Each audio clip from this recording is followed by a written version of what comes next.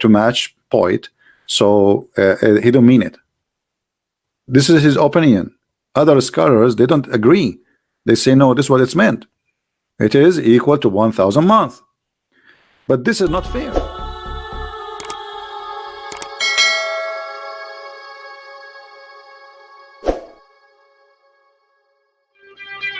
Hello everyone, and peace of Christ all of you.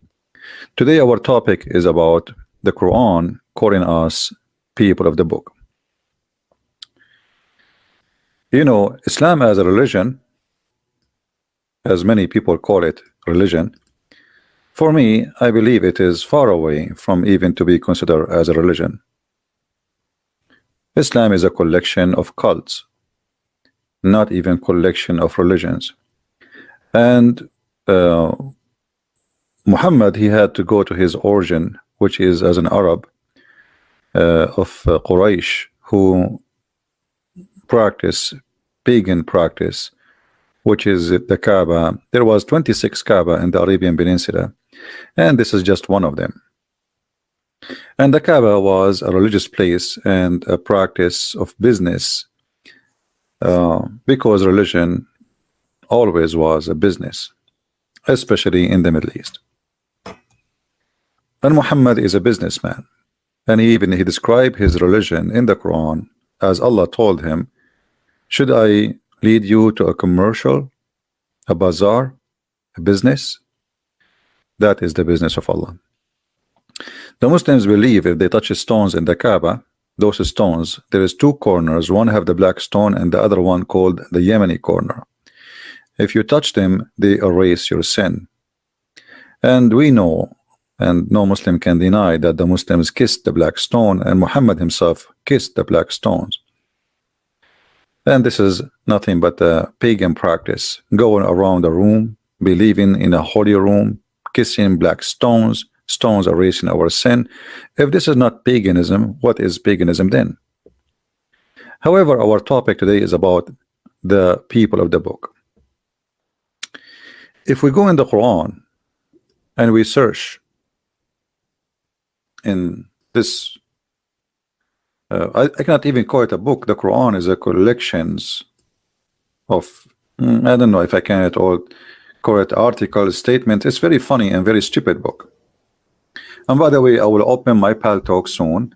If there is any Muslim, he have the courage to call me and to prove me wrong that Islam is not based in a stupid book, I will be, you know, be happy to have you. And this is the proof, the first proof we will provide today.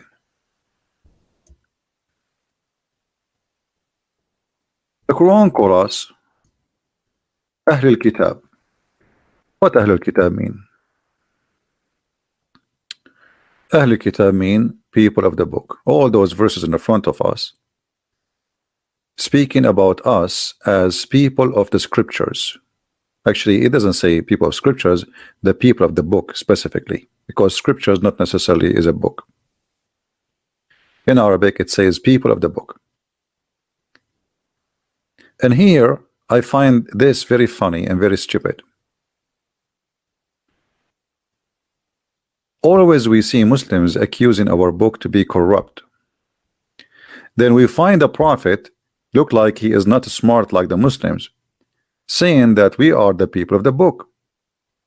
So here we have to find who is stupid in this, you know, in this argument. The one who says our book is corrupt, or the one who says no, they are people of the book.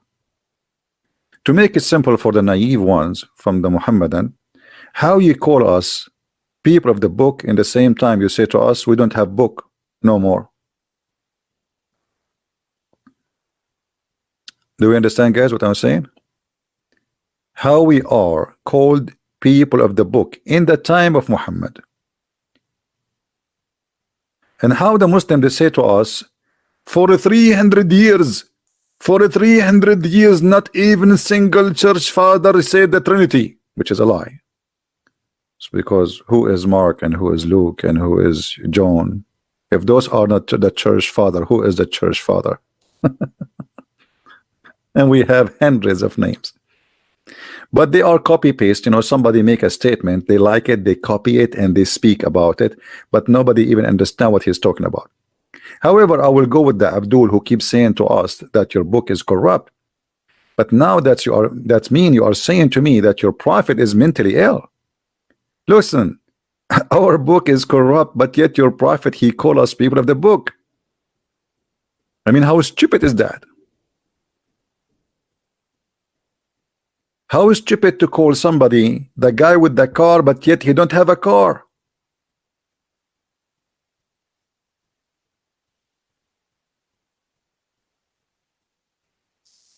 Do we have any Muslim would like to say something? No problem. We are referring to the Bible, the Quran referring to our Bible too. Don't you see? The Quran, when he calls us people of the book, he is referring to our Bible. So how we are people of the book, yet we don't have a book no more? Because if we have a corrupt book, it's mean we don't have a book. That's stupid. That is literally stupid.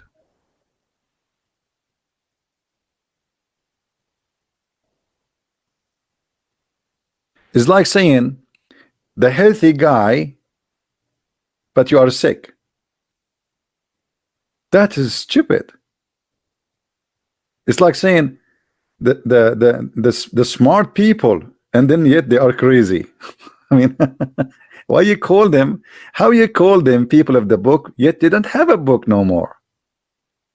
So either the Muslims today, they are corrupt people who have nothing to do with Islam, and because they're driven of their propaganda and agenda just to fight Christianity with any cause, with any mean, or Muhammad himself is an idiot, you do not know what he's saying.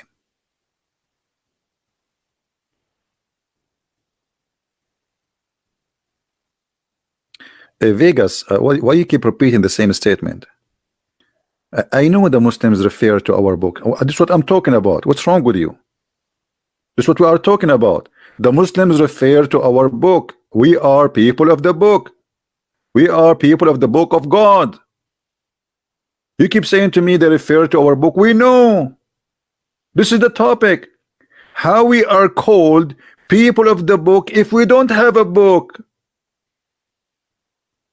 Aren't they say to us 24 hours, 7 days a week, your book is gone, is corrupt, which means it not exist no more? So how stupid it is to say to us, you have no book no more, yet you call me people of the book.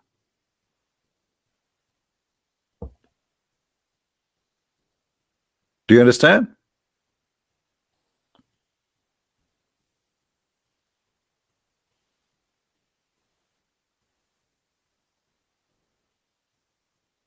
Do we have any Muslim?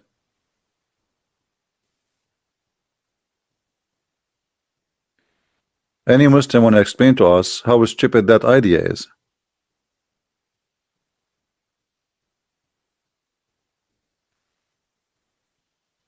Any Muhammadan?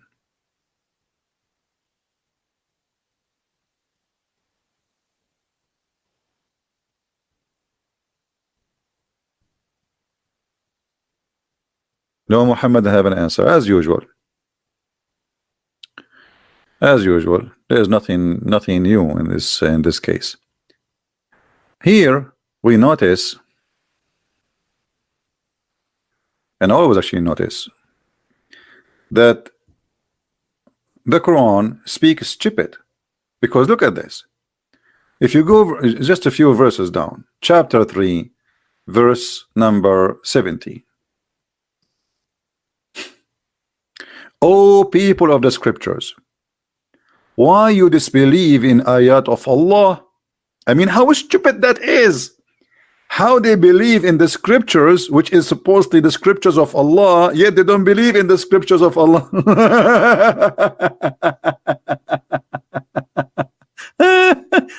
Look at this. Oh, people of the scripture. Okay, Muslim, Allah is speaking about which scriptures? The Abdul, they will say to you, he is talking about the scriptures which he sent to Isa and Moses. Okay, wonderful. That make it his scriptures, isn't it? They will say, yes, this is the scriptures sent by Allah. Okay, so let's make a note here. This is Allah's scripture. Allah scripture, brother. Okay. So how he call us people of the scriptures, and yet he say that we don't believe in ayat. What ayat? Muhammad did not do anything. Muhammad, he broke Quran, so we don't believe in the Quran. So how we believe in the scriptures but we don't believe in the scriptures?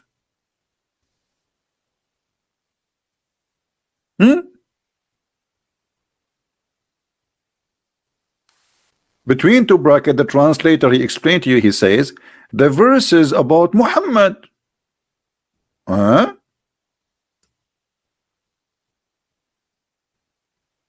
present in the Torah and the Injil. Where it says that? This is a false translation, by the way. In the Torah and the Injil? Where? This is a false translation. They are trying to fabricate. It's about the verses in the Quran. The Quran. Why you don't believe in the Quran? And as long they have scriptures, why do they need Muhammad? If somebody is called, you see, just change the translator, you will see how the translation change. I mean, those people, they are officially liars when they translate. They love to fabricate and add things is not there. Let us see different donkey. Oh, see how translation change?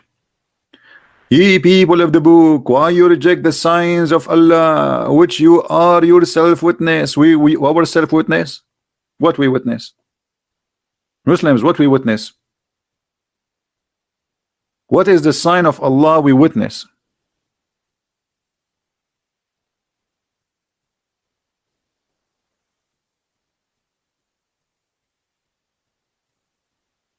Any Muslim have an idea what this book is talking about? What signs? Like what?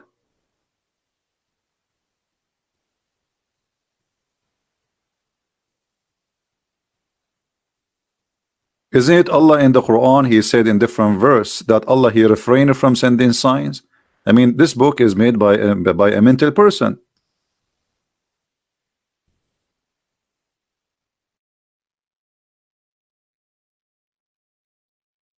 Read carefully. Chapter 17, verse number 59. And we refrain from sending the signs only because the man of a former generation treated them as false. Guys, Allah is joining the yellow vest in France. He have a strike. I will not do sign to you no more. Always I send you sign and miracles and you reject them.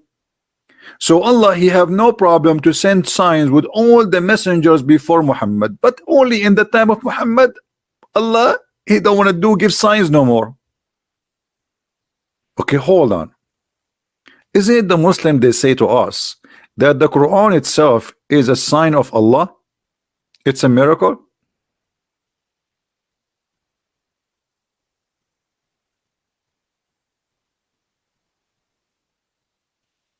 Muslims, how the Quran saying Allah refrained from giving sign, but the Quran itself is a miracle? Because that would be stupid. It's like saying to you, I am not going to make coffee during the time I am making coffee. Or I say to you, I am not going to talk, but by saying that I broke my promise not to talk. So how Allah refrained from sending signs, but by saying we refrain from sending sign, he made a miracle. And by the way, look at this amazing miracle. They said, can you make Quran like this? So if you say, and we refrain from sending sign only because of man of former generation, that's a miracle supposedly. Nobody can make Quran like this. That's it. Can you make Quran like this? Let me show you something about the stupid challenge for making Quran like this.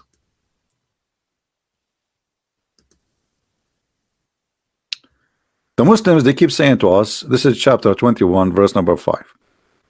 The Muhammadan keep saying, okay, can you make Quran like this? Brother, can you make Quran like this? Look what the Arab, they said to Muhammad. The Arab, they are making fun of the Quran. They say this is stupid. This is like a guy is suffering from illusion. It's a fraud. He's trying to make a point. And then they say to him, let him then bring us a sign like the one were sent to prophet of old. That's logical. They did not like what he says, and the Quran was not amazing for them, and they were not astonished as the Muslim they say to us. They were making fun of it.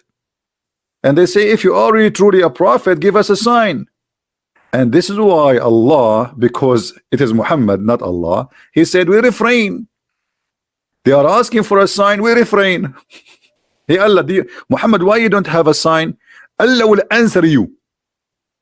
Allah will answer you. You are asking me for a sign like Allah prophet, the prophet before me.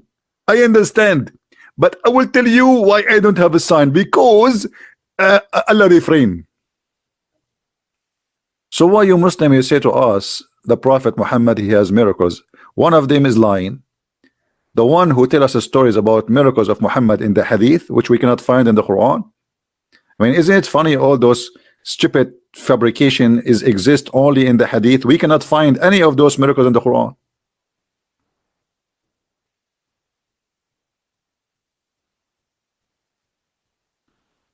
Even in the Quran, we cannot find where Muhammad he went to the seventh heaven. We cannot. There's a chapter in the Quran, it's called the chapter Al-Isra, which is our reading from now, right now. If you go to the first verse, the Muslim keep talking about Muhammad, he took in a top of a flying mule to the seventh heaven, blah blah blah, 11. But it doesn't say that. Nowhere it says that Allah he took Muhammad to the heaven. I mean, isn't it stupid? Allah he have time to tell us about Sulaiman. He heard the ant saying to the other ant, hide. He have time for that, but he have no time to tell us that he took Muhammad to heaven.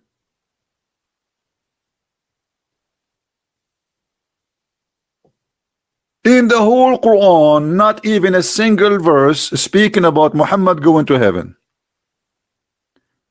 The Quran mentioned Muhammad having fight with his wife, but the Quran forgot to mention the journey of Muhammad to heaven.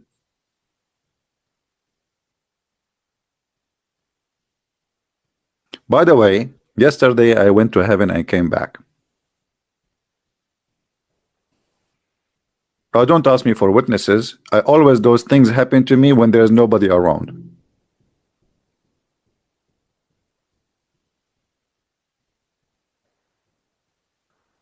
Muhammad, a prophet, who have no witnesses, who have no miracles, he have no signs, and he have nothing but a stupid, which we can't even call it a book. Never was a book, by the way. It was a collection of statements. This is why if you read the Quran,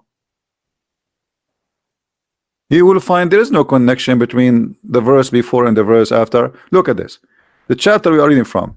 A glory to Allah who did take his servant. Okay, who is the one saying a glory to Allah?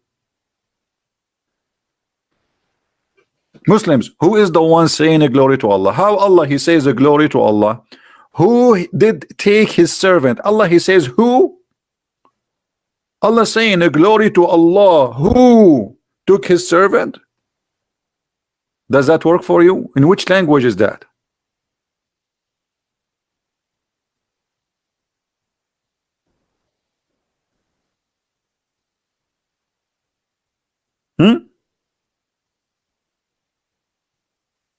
Obviously the book is written by somebody and he is making a statement, and then suddenly Muhammad he jumped from him going in a journey, suddenly speaking about Moses. What Moses have to do with this? What does verse have to do with this verse?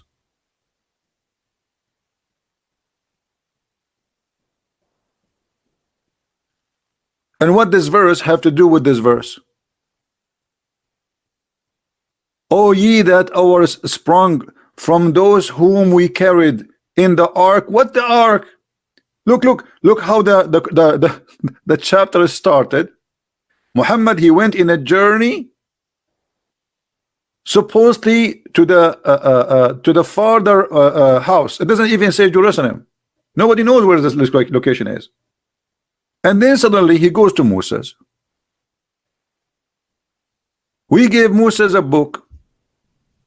Like, what this verse have to do with this verse?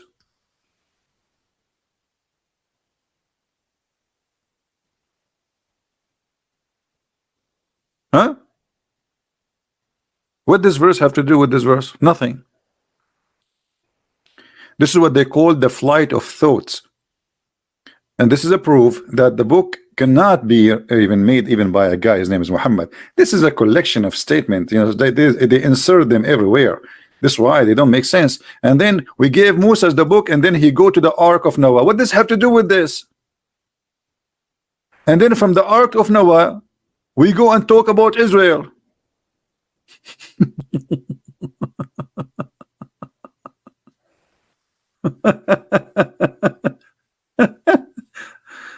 And you know what?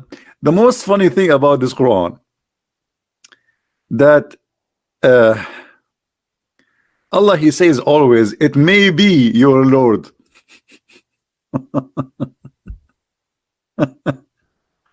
It may be. It may be. Allah saying it may be. Allah saying it may be Allah, he will forgive you. What do you mean? Maybe who? Maybe how? Maybe nice to meet you. When we say maybe, it's mean the guy is talking, he is not sure. What do you mean maybe?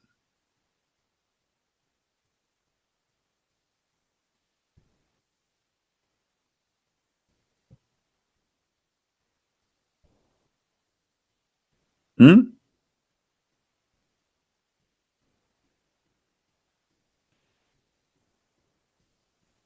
Do we have any Muslim would like to give me a call live on air in Pal Talk?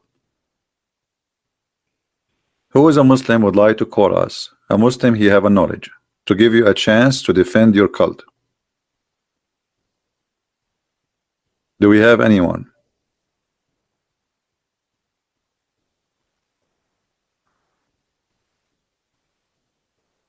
Any brave Muslim who have knowledge? Thank you guys for the nice and the kind words. We appreciate them. Any Muslim, he is proud to be a Muhammadan. He would like to give me a call. Okay, Nami Api, you are a Muslim? Alright, make a Pal Talk name and give me your ID, please. I will call you. Alright? Give me your ID in Pal Talk. I will add you and I will call you immediately.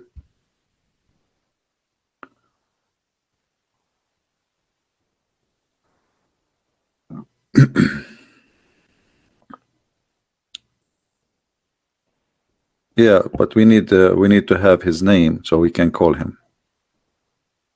Any Muslim would like to speak to me live? You are more than welcome. Now here in this verse we have something stupid. Anyone notice what the stupid thing here?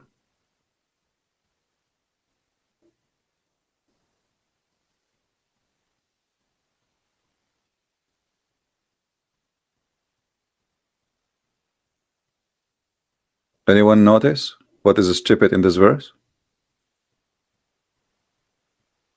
How this book is going to guide us to what is more right if this book contain verses which is abrogated, which mean they are not valid, and verses which is not abrogated? How we will know which verse is abrogated, which one is not?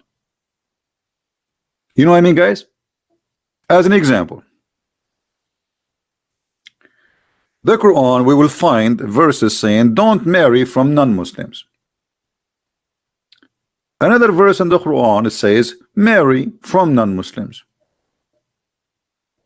So how this book will guide us if there is a contradiction? The Muslims, they say this is not a contradiction, this is abrogation. That's wonderful.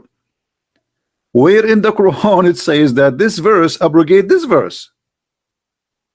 Not only that, when you say this Quran, that's mean the Quran alone is enough for guidance. But the Quran is an empty book. As an example, where we can find the punishment for rape in the Quran? Nowhere. Where we can find the punishment for adultery for married people in the Quran? Nowhere. Where we can find that muta, which is one night stand, is forbidden in the Quran because the Quran allowed it in chapter 4 verse number 24? Nowhere. So how this Quran can be a book as a guide for the path? In fact, it is going to do the opposite. It's going to make us confused. This is why the Shia, they believe that the muta never been abrogated, and they are right. There's no verse in the Quran that says it's abrogated. So how this can be a book for the right path?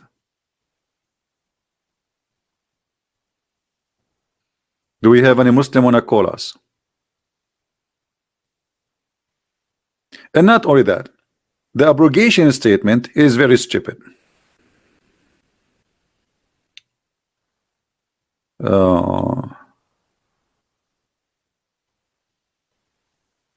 Mr. Trueheart, he can call me in Paltalk. I don't use Skype. Paltalk is for free. He can download it. The same he download Skype, he can download Paltalk. And the abrogation story in the Quran is nothing but a false excuse for a false prophet. And let me show you how that can be.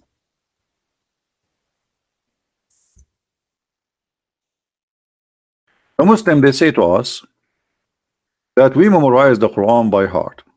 Allah, he says no. The ones who says that to you, they are liars. Even me made the Muslims forget the Quran. Read carefully. None of our revelation do we abrogate or cause to be forgotten, but we substitute something better or similar. Okay, hold on. So Allah did not forget to mention that the Christians are the people of the book, and he kept repeating, and he never abrogated that name. Did you notice that?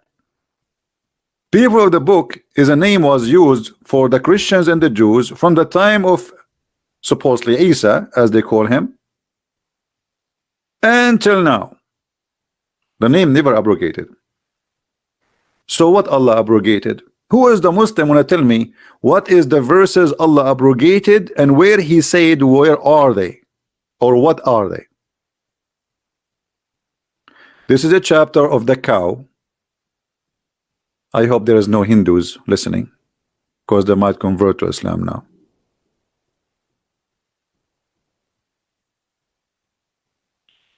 Any Muslim can tell me if this is a book which is a book of guidance, did Allah made notes that the verses, the following verse and the following verse and the following verses are abrogated? Because he just said there is verses we abrogate them.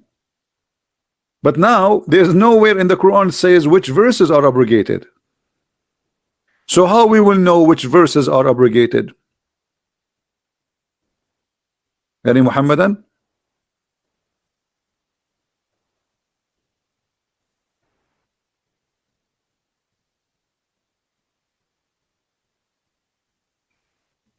Any Muslim can tell us where in the Quran Allah he mentioned the verses which he's talking about, the abrogated one?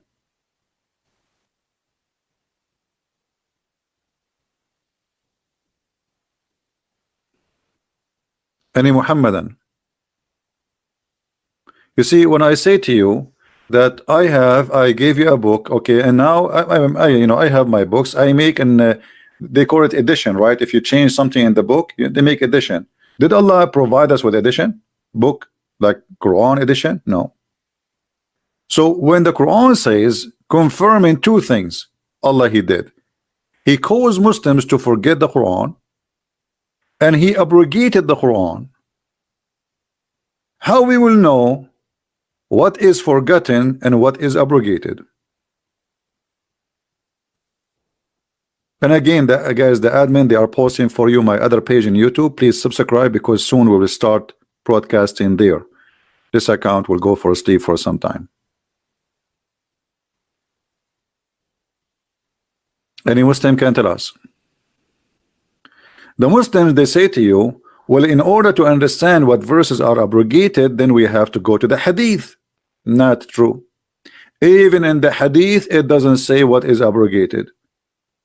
you have to guess, because first of all, the hadith is not approved by all Muslims, depend in the sect.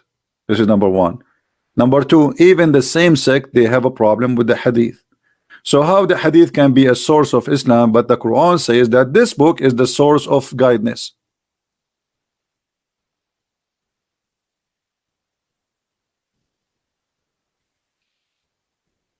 Any Muhammadan?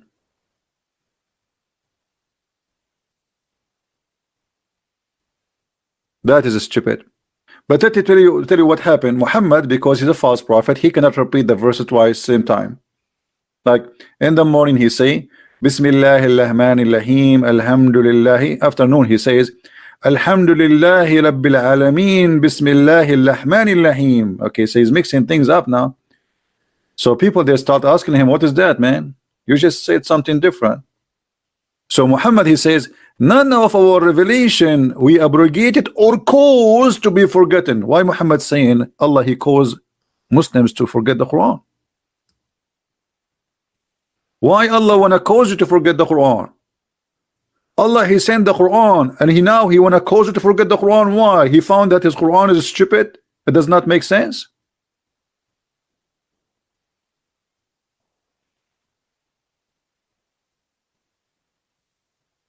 Hey Muhammad, and do you understand me?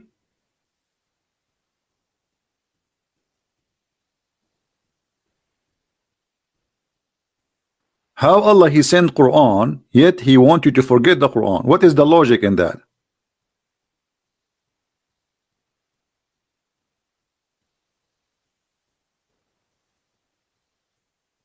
Somebody saying the Bible also changed law according to time. No, this is not true. This is not true. That's a false argument. Bible never changed the law. There's a law that not come yet, and then there's a law come, which mean in the time of Noah there is no law where it says or Adam, where it says you cannot marry your sister. It's not the law change.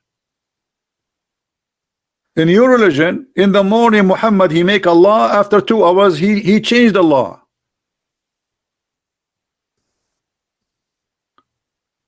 Because people, they start laughing at him. Even the Arab, they were saying, look at him, he says something in the morning, and he changed it afternoon.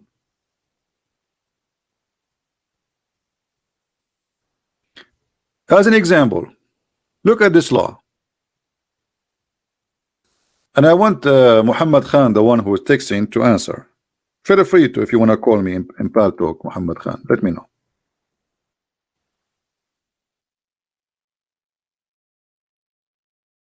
Look at this verse. Muhammad Khan, is this verse abrogated in the Quran? Who's a Muslim want to answer? Chapter 2, verse 178. Is this verse abrogated?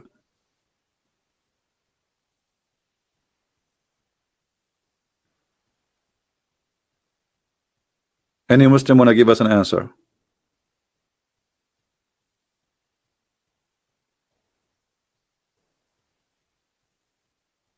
Any Muslim have the courage to say yes, no?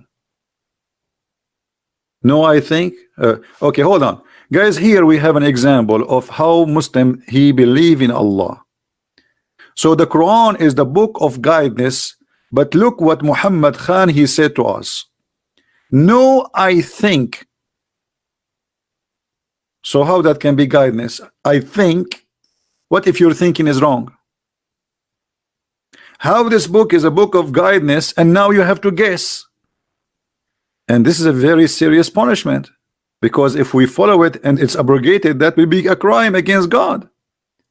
If your God forbid you from following this verse anymore, and you still following it, that's mean you are going to go to hell. Nice to meet you. Well, I have a bad news for you, Muhammad Khan. This verse is abrogated. You just said, no, I think. Did he say, guys, no? As he think? Well, you are wrong. This verse is abrogated. Muhammad, he made this verse, and people, they start complaining left and right because this is stupid. If I kill your wife, you kill my wife? Since when? This is eye for an eye. Muhammad, he could not understand the law of Musa, which is an eye for an eye, so he created his own based in his stupid understanding. So in the case of murder, free for the free. If a free man kill a free man will be killed. But a free man will not be killed for killing a slave. Women for the women. Have you ever heard of a justice like this?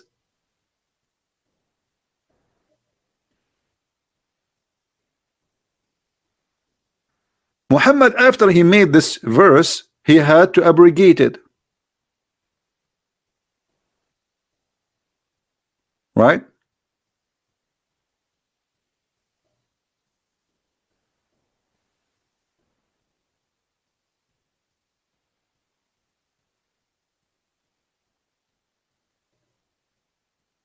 Do we have any Muslim?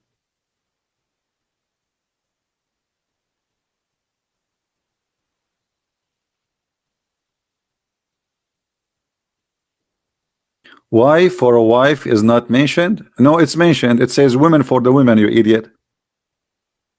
Do you know what women for a woman mean? Which mean if you kill my women, I kill your women. If you kill my slave, I kill your slave. If I am a free and you are a free, if I kill you, you have the right to kill me. The punishment is killing the free man. This is what it says. So yes, it says wife for a wife. Women for a woman. Women from your group and women from my group, they will die. So now we have two innocent people dead. And the killer is free.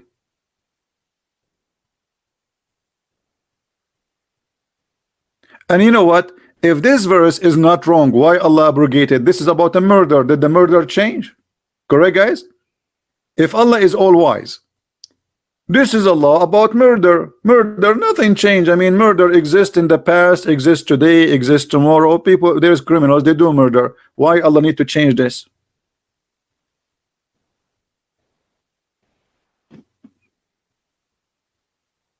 Any Muslim have an answer? What? Why Allah changed it? Why Muhammad he get this verse and then a week after he don't want it no more?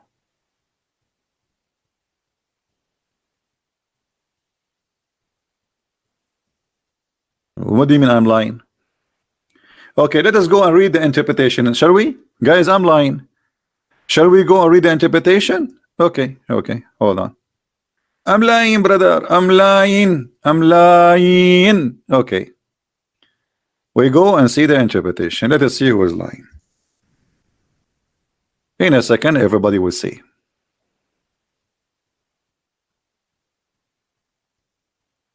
Are you ready, Abdul?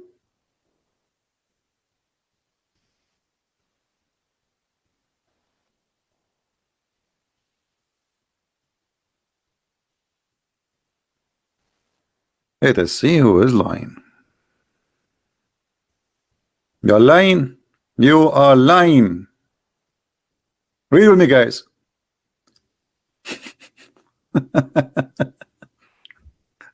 Oh, who you believe? This is Tafsir al-Jalalain. This is Tafsir who? Al-Jalalain. Now, Muhammad Khan, I want you to say al-Jalalain is lying. Al-Jalalain is lying.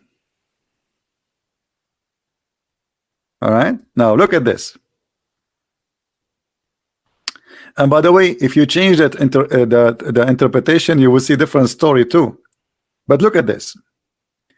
In the attribute of one slain and the action involved, a free man is killed for a free man, not for a slave. Do you see it? So your God Allah saying, if a free man kill a slave, he will not be killed. Guys, does it say that? People, does it say that? Does it say that if a white free man he killed a black slave because their slaves are the black? So if you kill a black slave, you will not be killed because you're a free man, you are a white man, you will not be killed. Is that the justice of Allah? Are you there, Muhammad Khan?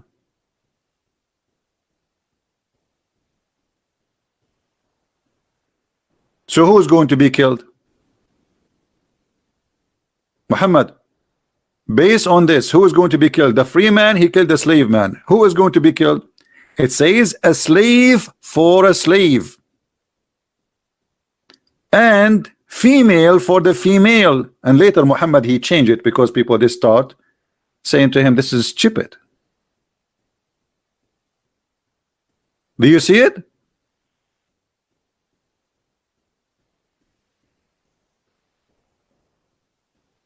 Hey, my friend, here my favorite word is donkey. If you don't like it, please don't listen to me. Actually, I should not use the word donkey because donkeys are smart. It's an insult to donkeys to call somebody donkey when he is more stupid than a donkey. This is how I talk. You don't like it, you don't have to listen to me.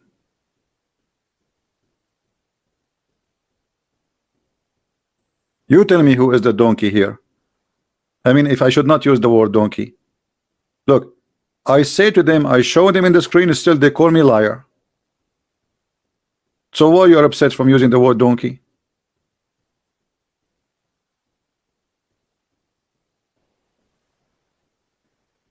And by the way, the first suicide in the history of Islam was a donkey, and his name is Yafur. When the Prophet, may Allah bless him, died, the donkey, he jumped in the well and he killed himself. He's in love.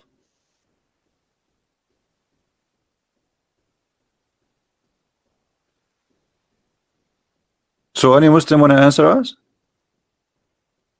Where is the ones who keep saying to me, liar, liar? So this is you know, this is very stupid book. This is cannot be from God. I mean, what kind of God he says stupid things like this, and then what he come with an excuse, say, oh, I'm going to make you forget it. I will abrogate it. But the murder is still a murder. What is the reason to abrogate this verse? What was the reason to abrogate this verse? I want any Muslim to tell me.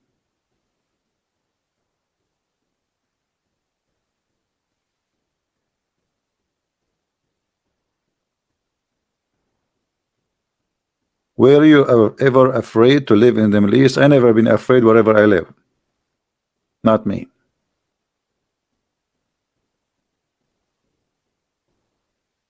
No problem, no problem, Mr. Squad. But I'm just telling you how I talk. This is how I talk, what I can do.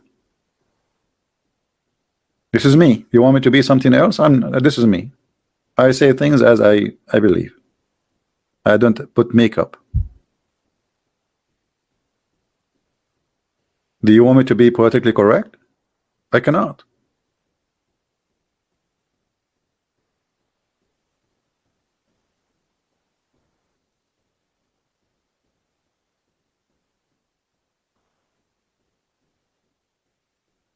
Any Muhammadan, you have something to say?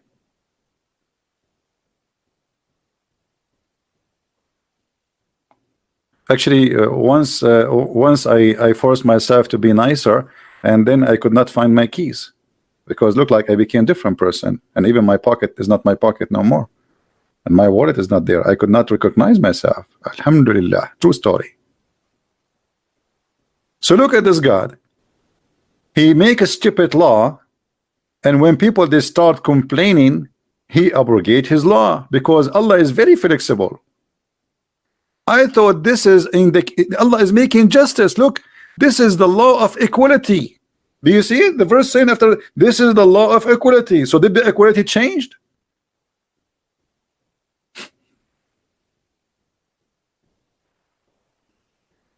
Change happen in every law? No, this is not true. Show me where the law changed. When in the case of a murder, we are talking about murder, not even about marriage. Murder is a murder. Where is the justice? So Allah justice was wrong? Obviously he was wrong. And Muhammad got busted.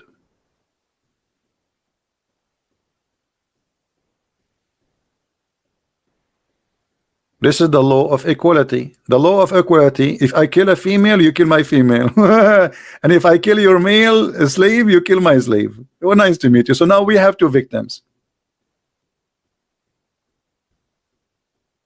Right?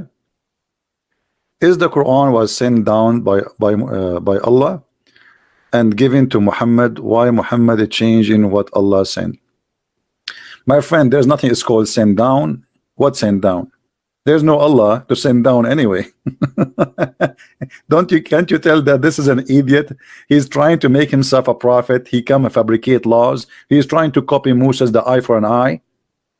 But because he don't understand what the law of Moses is, he come with his own stupidity.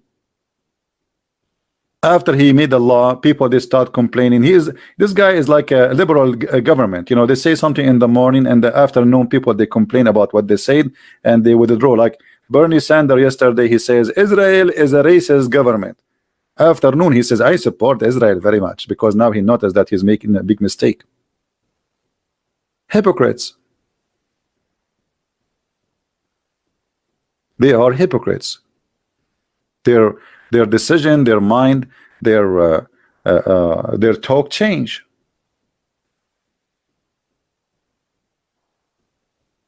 Any Muhammadan have something to say? Now we go back here to something to speak about this stupid thing here, because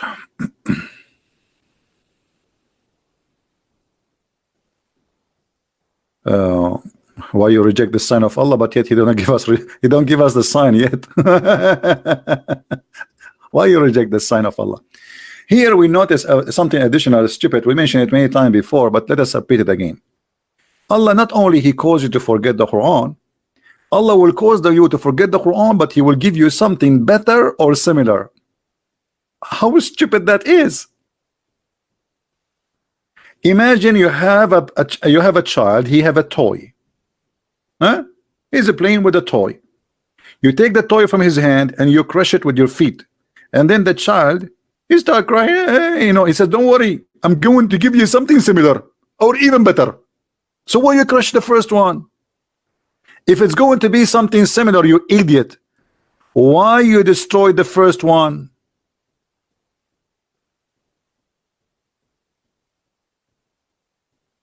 Any Muhammadan?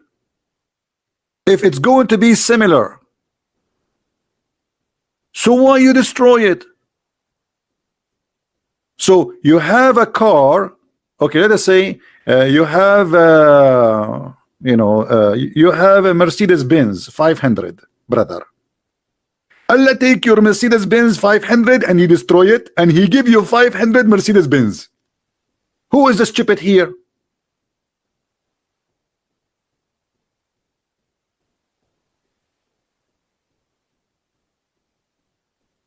What is the excuse? The excuse is very simple. Muhammad, he cannot repeat the same chapter twice. He cannot remember them. So he's saying to them, okay, I forget them. Hello, don't worry. Allah will give me something similar or better. Allah will make Quran better than the Quran. Allah will make Quran better than the Quran. Why? He went to school and his language now is better? How Quran can be better than the Quran?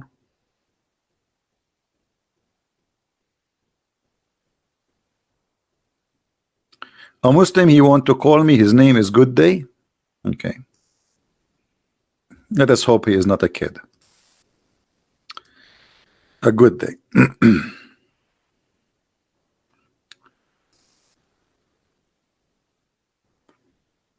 We will open Paltalk to give this Muhammadan a chance to call us.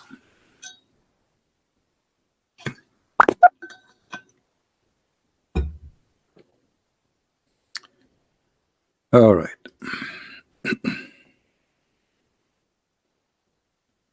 Good day. I'm going to send you an ad. Please add me from your side. I'm looking for your name right now.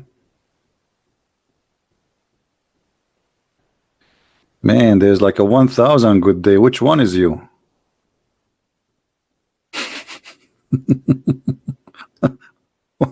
Which one of those is you? What is that? None of them fit with your name actually. What good day? I don't see you. I mean, you need you send me an ad from your side, because I cannot find you.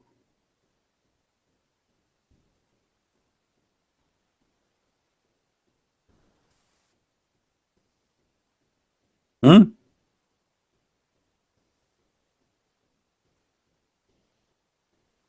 Which one of those is you? There's like 1,000.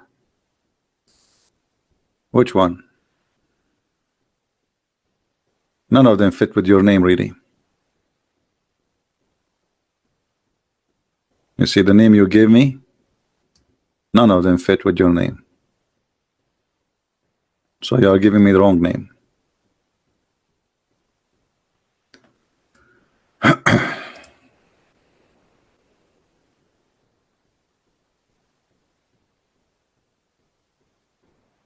Yeah, I just told you, you cannot find it. I just searched, I showed you. You send me a text message from your side. Add me.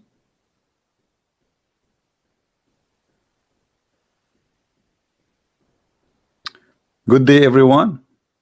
Good day, everyone. Is yours? Okay, hold on. Good day, everyone.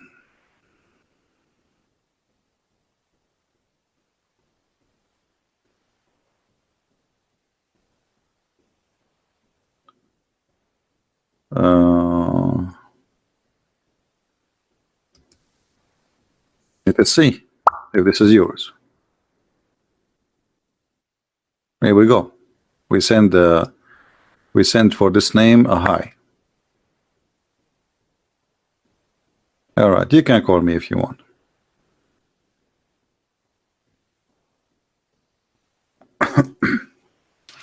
Did you receive my hi?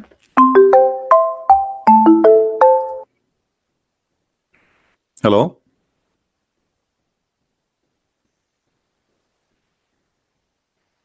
Hello? Hello, yes. All right, you hear me? Hello? Yeah, can you hear me well? Yeah, I do. Go ahead. What do you want to say to us? Okay, let me emphasize on 2 points. All right. Yesterday, I messaged you under the nickname of Iskender. All right. I am an ex-Muslim, All right. and you thought that I was playing, but actually I have one question to you, and I hope that you can answer me. All right. And the second thing, that I don't smoke. Okay. That's wonderful. So my question is regarding perfection. Perfection. Yesterday. What perfection? Yeah, yesterday.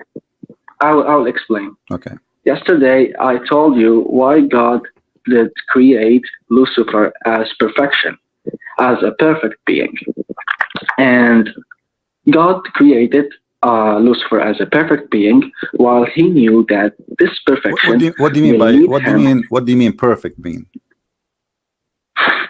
It's stated in the Bible that Lucifer as the signet of perfection before his fall. This is no, this is about God. He created an angel. The angel.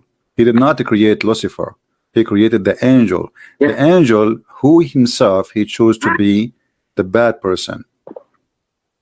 So God created things in perfection. Even Adam, he was created in perfection. But when he disobeyed God, the perfection is taken from his nature, which means he suffer, he die, he gets sick, etc. So God created everything in perfection, but he have control of everything in the same time. So now Satan or this angel or the fallen angel, he decided to become Lucifer. But that will not change the fact that he is still. The perfection here is not about you being, because the only God is perfect. The way you are talking about it, the way you are trying to say, because perfect is about we don't make mistakes. This is what perfect means. If you want to go in the meaning you are trying to say to it. Okay. Okay, but in the Bible it is stated that God didn't want sin for his creation. But from my point of view, I feel that perfection was the lead point of sin. No, you see, God, God, he don't want bad things to happen to you, but he don't intervene with your decision. If you go from the beginning, you will see the story that God, which is a simple story, God said to Adam, don't do this and don't do that. But still, Adam, he can do it, right? Yeah. Okay, so the perfection, God, he's given him perfection by helping him about taking decision. But still, he is free to accept the decision or to reject the decision. Yeah. Okay. So when by he rejects, I understand, yeah. By what I understand, that perfection will be given. So when someone is given the perfection, it means that he will get the knowledge of bad things. No, nobody have the knowledge of God, and perfection have nothing to do with knowledge of God. The knowledge of Adam, the knowledge of angels still is very limited compared to God. So he gave us what we need to function in the job which supposedly we're supposed to do. So to survive, to live in the nature we are created for. As an example, the bees, they have the nature, you know, where it makes them able to survive, but they cannot do more than what they like the insect, the bees, you know, they knew they knew they are designed to make honey. You do not know how to make honey, but even though the bees are so small, and maybe it means nothing for you, but still the bees can do something you cannot do yourself, correct? Yes. Okay, and you can do things the bees cannot do. Yeah. So the perfection of creation is about everything created is complete each other. So God created us, and he created the bees, he created the ants, he created the insect, he created the bacteria. Everything is a cycle of complete of perfection. But you yourself, you are not perfect. Okay. But isn't it because of the perfect attributes of Lucifer he rebelled against God? It means that from his perfect attributes and perfection, he became arrogant. No, he is not. He is not perfect in the way you understand. I just explained to you. As an example, you see, the Bible says that God created Adam in his image, which means he gave him the best image can have, even his image. Jesus himself, he come in the image of a man. This is the perfect image as God he created. But doesn't mean you are perfect as God, because still you can make sin and you can commit something wrong. So God gave you guidance to help you in the perfection. You are his creation, and he gave you a manual. He says, okay, you are my creation, I want to help you. You are not perfect, and I don't want you to be you are not me. I understand you are not qualified to be me. I created you, but I'm going to help you. Don't do this and don't do that, and you will be good. Then you decide to do the opposite. So you decide imperfection, and you refuse the perfection of God. Perfection of God is to be with God, but you rejected that. So Lucifer, he have a choice to be or not to be, same as Adam. There's no difference. You understand? So Lucifer, which is Satan now, is not perfect as he was before. He was never perfect in the way you are trying to explain it to us. You think he is perfect as God. Only God is perfect. I just told you the perfection. The perfection you are talking about. He, like, you know, like when God created me, he created me a perfect human being, nothing else. The perfection is about being a human being, not about being God. Otherwise, now we will have two gods. One of them is Lucifer, and the other one is our God. This is not what it says. So God gave them the perfection to be angels, to serve God. But he love his power. He is, you know, he's powerful. He have amazing power. And now, okay, why I want to obey God? You know, I'm going to be a rebellion. I'm going to be my own. I will rule my own kingdom. All right. And God, you know, we as a Christians, we believe in a free will. We are created, but not to be his slaves. Go and live and do whatever you wish. I told you what not to do, and you choose to do the opposite. This is your business. I am still, at the end of the day, God is in control. Lucifer is Lucifer. Man is a man, and then still God is going to judge all in the judge. So God, he gave you, let us say, a space of time and a space of a space, like, you know, land and to live in. So he gave you the space, and then you, when your time is up, you are going to be either rewarded or punished. So here, perfection is not what you think. You are confused, and you are reading translation. You know, perfection here, that God, he created the perfect angel. Nothing is missing. Okay. God created the perfect human being. The question here, okay, I'm with you that God didn't create Lucifer as perfect as he, but he created with the high standards, which is he's higher than the other creations. Didn't God know that from these high attributes, comparing to the other creation, he will deceive the other creation to do the wrong things? Yeah, see here you have the same problem, maybe because you have the background of Islam. Do you remember the story in chapter 18 where the prophet Al-Khadr, he killed a child because when he grow, supposedly he will be rebellion to his parents? Yes, yes. Story. Okay, but this is not fair.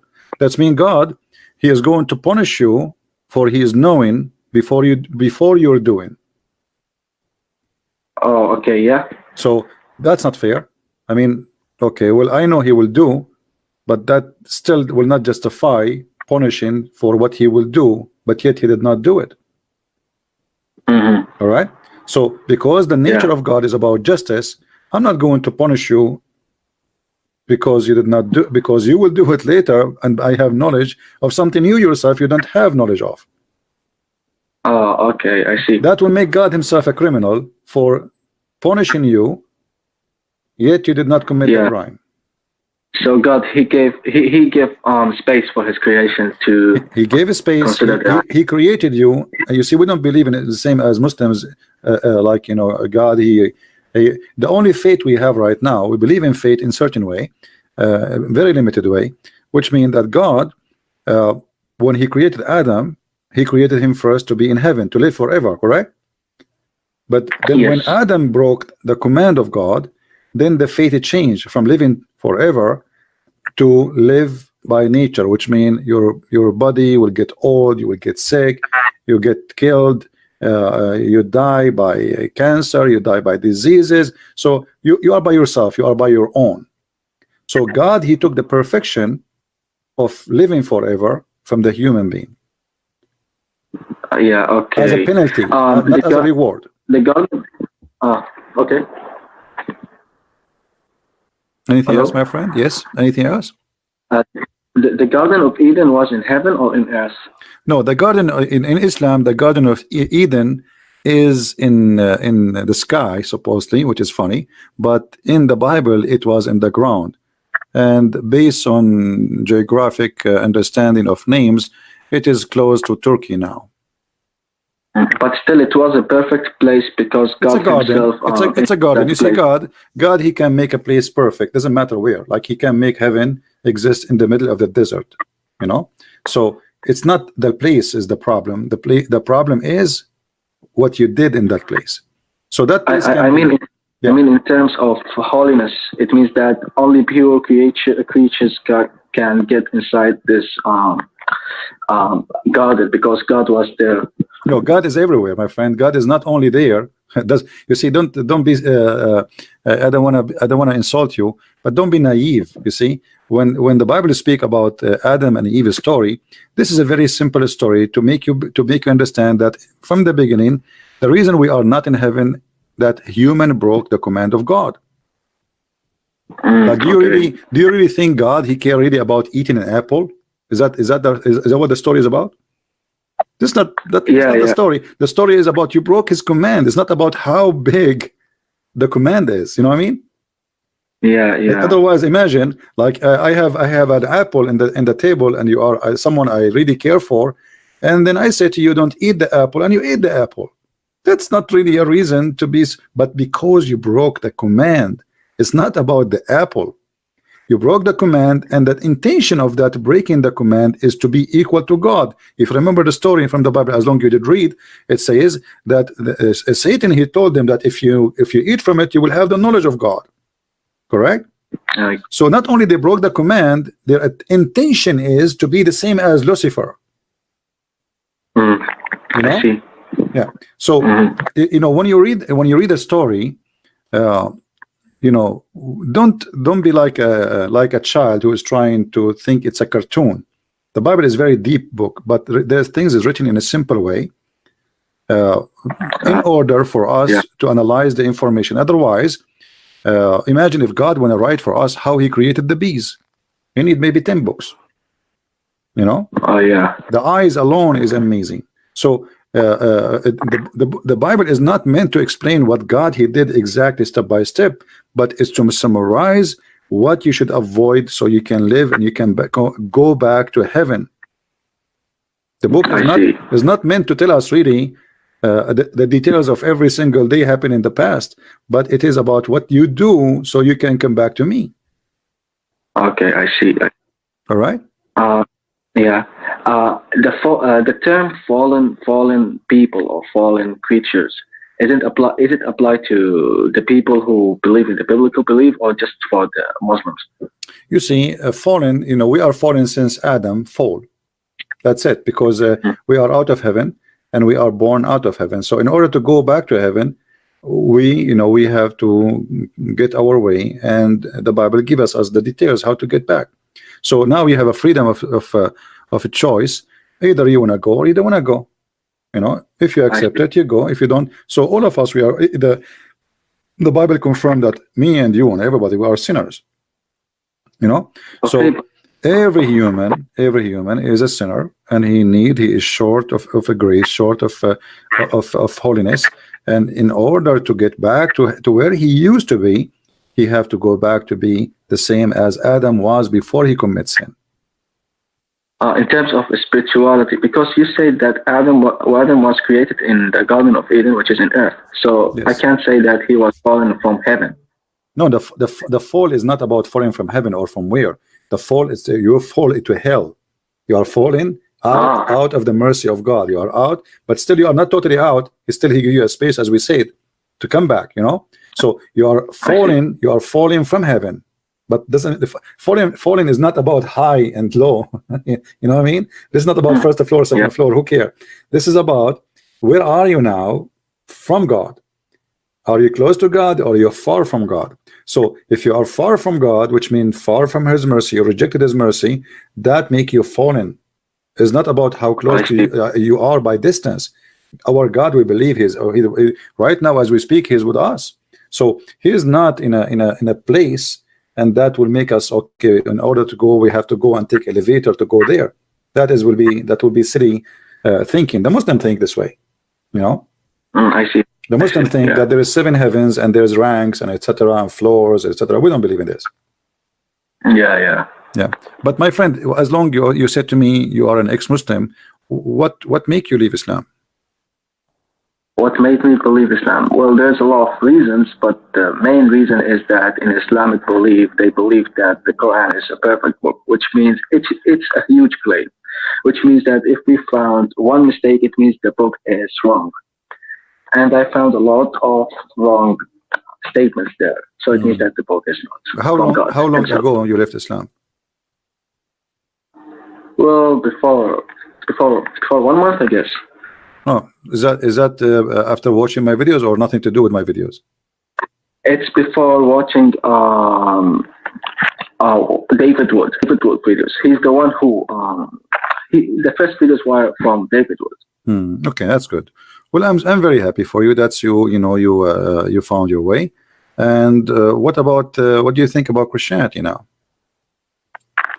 Well, I'm considering it, and like I said, I gave you my question, and this is one of the questions that I looking for answers for it.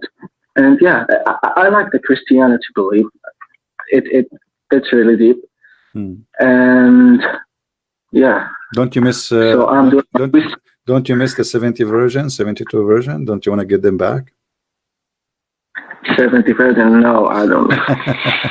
Well, you know what? I invite you, as long I take a chance that you call me, and I invite you to accept the Messiah as your savior. You know. I actually prayed for the Messiah yesterday, so I can find my way. All right, and if there's any news after you prayed? I contacted you. All right. So you prayed to the Messiah, and maybe the Messiah he send me in your way. Maybe it worked this way. And my friend, if you have any question about the Messiah, I will be happy to help you. But let me invite you to accept the Messiah as your savior, because you never know.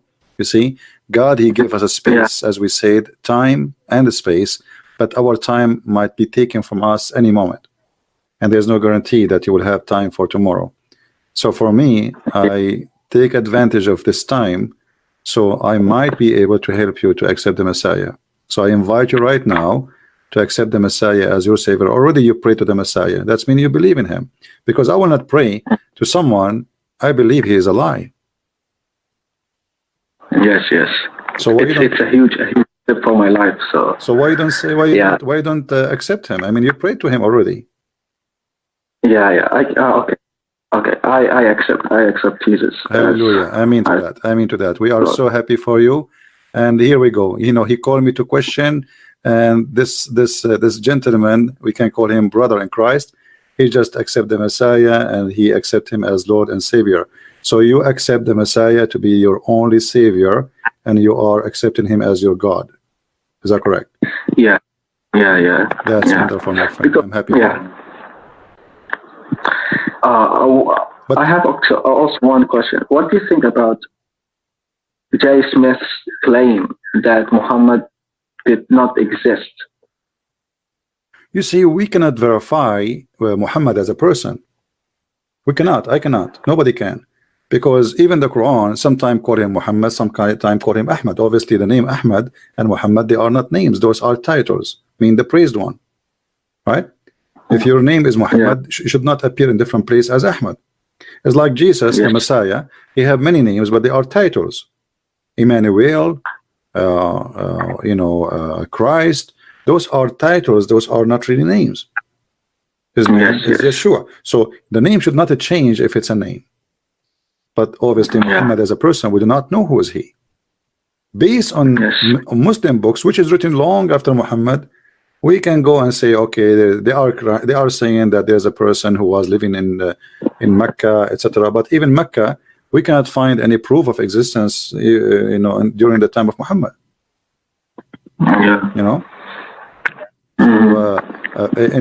J. Smith, by the way, he is not making the claim. He is taking a study of a historian who did his own search. In the beginning, actually, I saw this historian. I saw J. Smith presentation. In the beginning, I refused what he said because he was saying about the direction of the mosque. But some of those mosques, I look at them, they are not built to be a mosque. They were facing the wrong direction, not the Qibla, because in the beginning they were not built as a mosque. So based on that alone, I will not accept. But then I watched the movie of the historian who made this study, and it's very convincing. So there is no Mecca and there is no etc. But for me, I don't waste my time with this because I debate Muslims about their belief, not about what they don't believe. You know what I mean?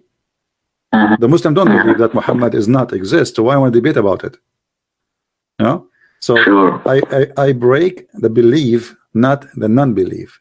They don't believe in that, so why I want to waste my time? I will leave that for somebody. He take care. I have a question for you. What about your family now? You today you accept? I'm living with them right now, and I don't know how to tell them that. Are you single? If you don't mind to I'm not big enough. Are you single? I'm still single. I'm a 19 years old kid. All right. So well, you are a man. 19 years old.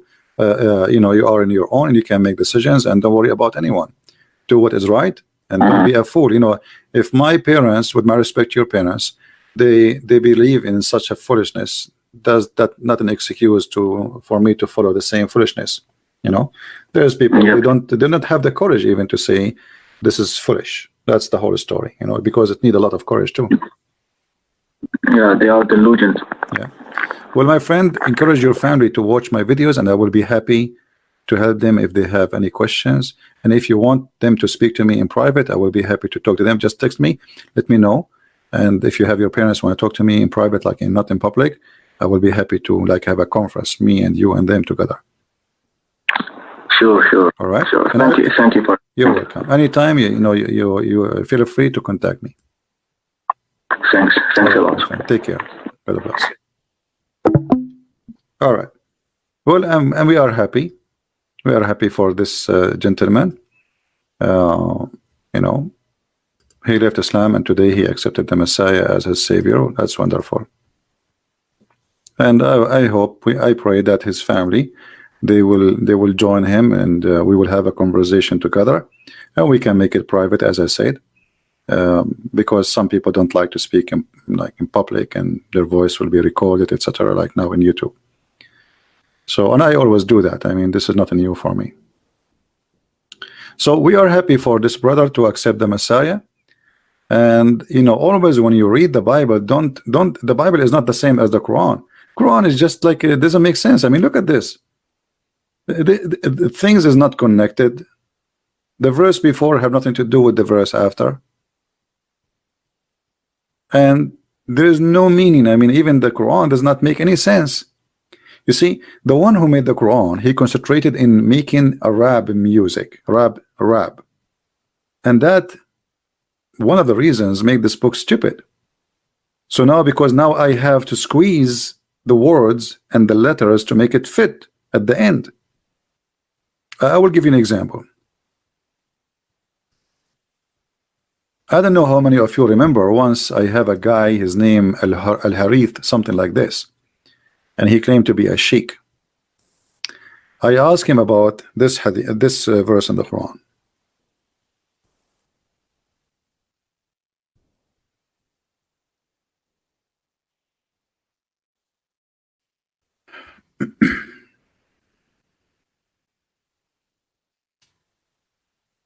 If you go in this chapter, the chapter of Al-Qadr. Qadr means destiny. We were talking with this brother about destiny.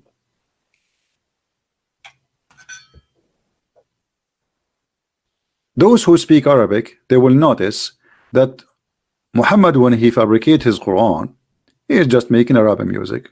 Now, you do not know Arabic, but I will help you. You notice those letters at the end, they are always the same. Do you notice? R, R, R, R, R. Do you see it? The first one here is not part of the Quran. This is a fabrication from the Muslims. So do you see the letter? So Muhammad, he need to continue his statement, and they have to end with the letter R. And this is funny that God didn't want to do that. I mean, what's the point? This is going to happen in Arabic if you are trying to make a poetry. And by the way, Quran is not a poetry, because it is very down low in the as a fabric of language. It's stupid. It's we call it in Arabic saja, but this is even the bad saja. So look what he said. Inna anzalnahu fi laylatil qadr wama adraka ma laylatul qadr laylatul qadru khayrun min alf shahr تنزل الملائكة والروح فيها بإذن من ربها من كل أمر سلام هي حتى مطلع الفجر. So he have to end with the far r. And look at the translation, and that make the Quran a stupid book. We have indeed revealed the message in the night of power. The Muslim translate the Laylatul Qadr, the night of power. And what we will explain to you about the night of power is, okay, what it is? Nothing. I mean, he just said to you, and do you know what is the night of Al-Qadr? Okay, what it is? The night of Al-Power is better than 1,000 months, but I thought you are going to tell me what it is.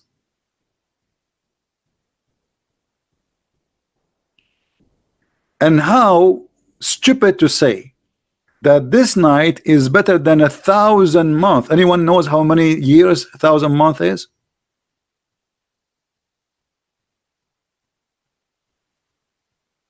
How many years 1,000 months? Somebody give me a number. Any Muslim?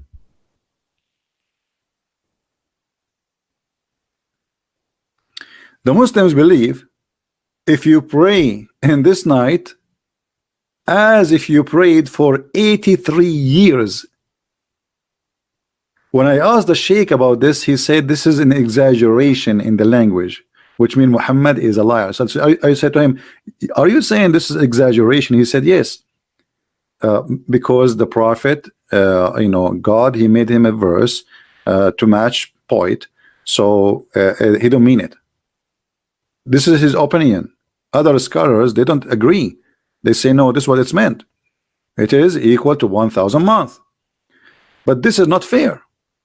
So I do not need to pray for 83 years. I pray only in that night, and I died in the second day, and that's it. I am better than somebody he was praying for 83 years. And guess what? Muslims do not know where this night is.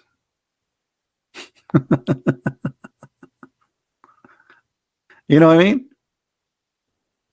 Muhammadan do not know when this night happened. So how this night, and there is a story in the hadith.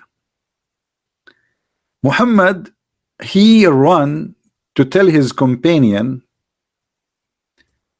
because people, they keep asking him, okay, you told us that the night of power is better than 1,000 night, but when was the night?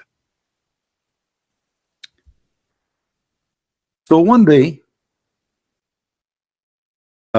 Muhammad, he supposedly remembered the night of power. Let me find you the hadith.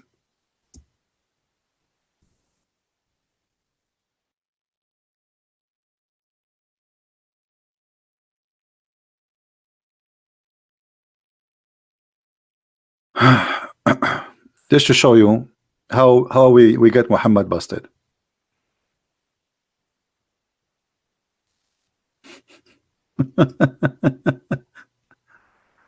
Oh boy. I will give you a reason. It's hard to believe, and that will tell you really, if you are a person, if you are a Muslim listening to this, you will agree with me that Muhammad is nothing but a liar. All right. If we go in the hadith and we look for this following hadith, I hope we can find it. I think we will find it. Here we go.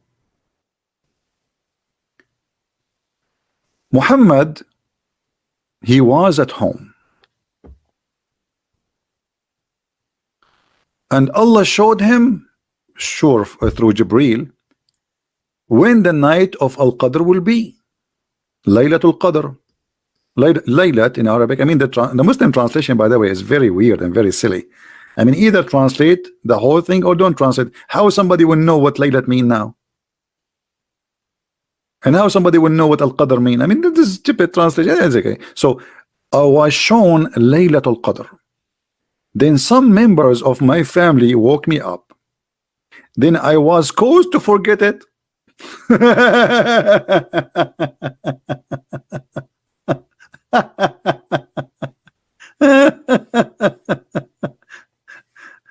Hello?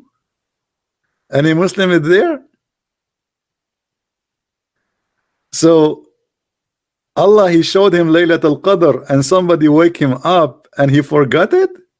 So why Allah show it to him? Huh? Muhammadan?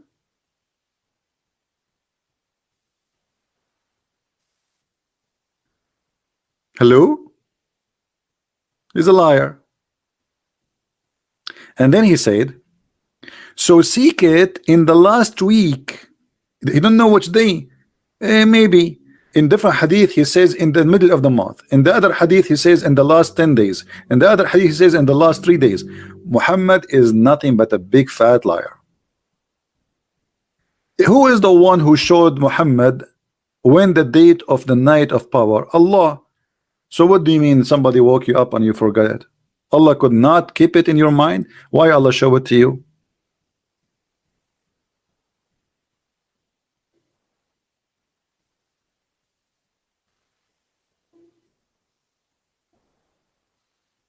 Any Muslim? Any Muhammadan?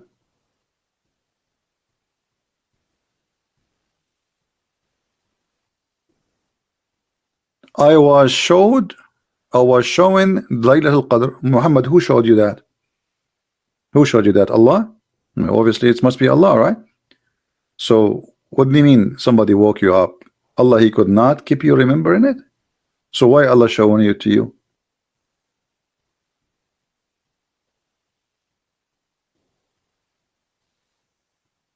And they cannot say this is a weak hadith, this is Sahih Muslim. But anyway, anything you give them, they will say to you it is wrong, and we will reject, and etc. You know? Imagine may the Lord forgive me for comparing. Imagine Jesus says that.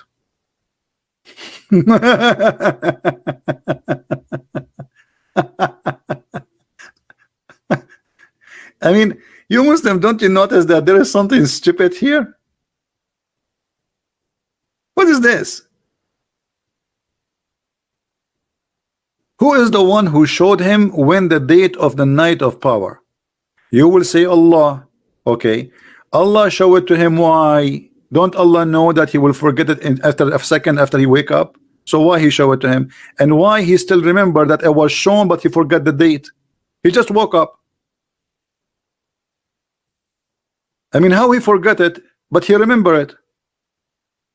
You know what I mean, guys? When you say I was shown, that's mean you remember what you've been shown. So how you remember what you saw but you didn't remember what you saw?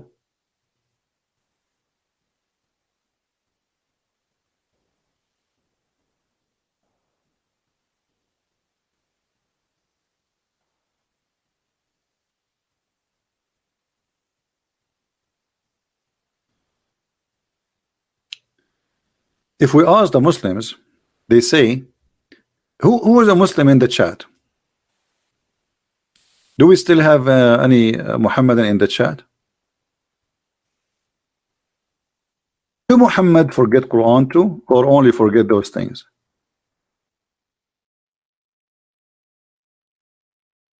Any Muslim want to help us?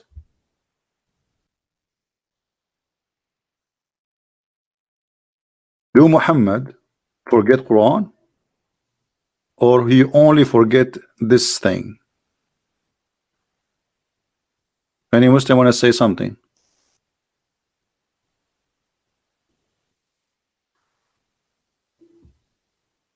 How are you, Muhammad Khan? Are you there? I don't see Muhammad Khan is contributing for Islam.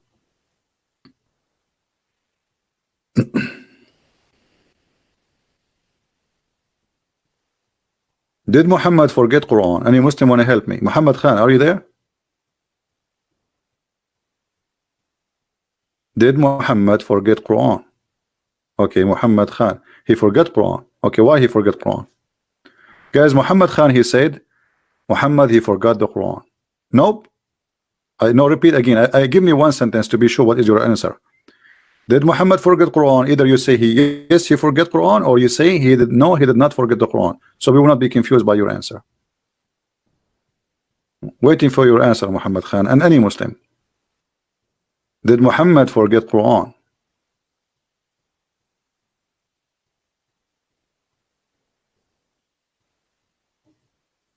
Give me a full answer. You type no, Muhammad did not forget Quran. So we will know what you are saying no about what. Maybe you are answering somebody else in the text.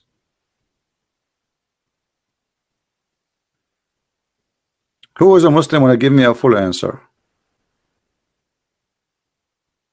No, it's Allah will. Okay, he's right. He's right. It's Allah will that Muhammad will not forget the Quran. Guys, did you see? Muhammad Khan, he just confirmed to us that it is Allah will that Muhammad will not forget the Quran. This is his answer. Read with me. No, and he have a big no for you, not small no. I mean, this is a big no. You can take it and make a print of it and put it in the wall next to the picture of the Kaaba. No. Why? Because it is Allah will. So what is Allah will? Allah will is that Muhammad will not forget the Quran. Do you agree, Muhammad Khan? That Allah will that Muhammad will not forget the Quran?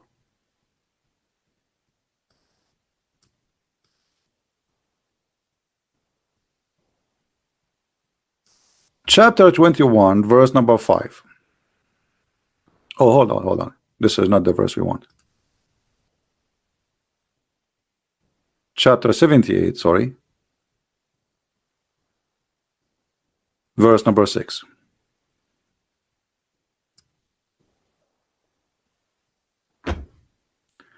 We will give you Quran and you will not forget. Do you see the verse? Guys, do you see the verse? We will give you Quran and you will not forget. Do you agree, Muslim, with this verse? So if Muhammad forget Quran, that's mean Muhammad, he proved to us that he is a false prophet.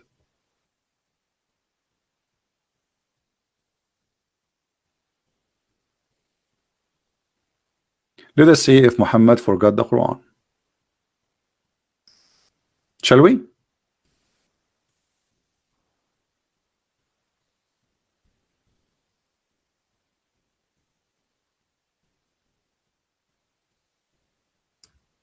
Let us try to find the hadith. Here we go. Do you see it, Muslims?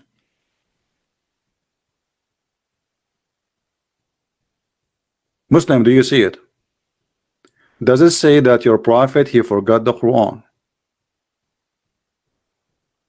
But the Quran said, as Nu'man Khan, he said, no, because he will not forget, because it is Allah will. So how Allah, he said to him, you will never forget the Quran, yet the hadith says that Muhammad, he forgot the Quran.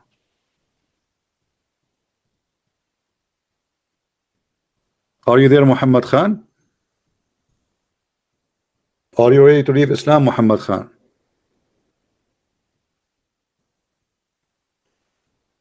Muhammad, don't hesitate, my friend. This is your opportunity to leave this cult. It's obvious. It's in front of you. It is you who said to me, no, he did not forget the Quran because it's Allah will. And we showed you the verse and we said we agree with you. The Quran says, Allah said Muhammad will never forget the Quran. Muhammad said he forgot the Quran. So what do you say? No, I don't want to leave Islam. I want to leave lies. This is a lie. You want to stay as a Muslim, believe in lies? It's up to you. For me, I reject lies. Obviously, this guy is a liar. In the Quran, he says, Allah, and you are the one who agreed. Allah, he assured him, he made the decision that he will not forget Quran. Here he's saying, I forgot Quran. So what we will do now? You want to stay as a Muslim?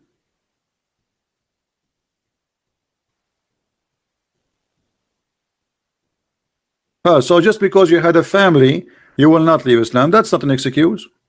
So let us make it clear, Muhammad Khan. You agreed now that Muhammad is a liar, but because you have a family, you will not leave Islam. Correct, guys? That's what he's saying to us. Look what Muhammad is saying. I had a family and dots after that, which mean understand my situation. But that's mean you agreed that Muhammad is a false prophet.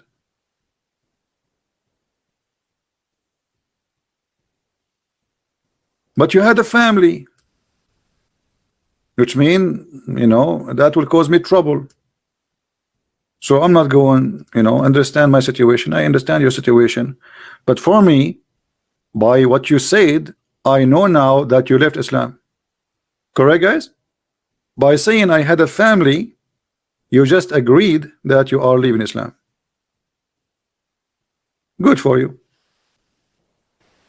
And I pray that soon you will accept the Messiah as your Savior. That's wonderful. You enter the chat with us as a Muslim, and after 2 hours you are out of Islam. Who's next?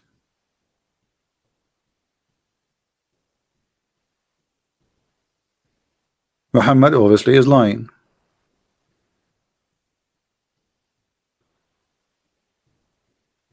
Look at this Muhammad, and he's saying the contact explain itself. Muslim proper, why you don't call me and let's see how you can explain it yourself, as long as the content can explain itself. I want to see you how you can make it explained. I mean, how funny when you say that. If the Quran itself in chapter 3 says that nobody understand the Quran save Allah, and now you are saying the contact explain itself. You will not forget unless I make you forget. It doesn't say that, guys. Where it says, where in the verse it says, you will not forget unless I make you forget.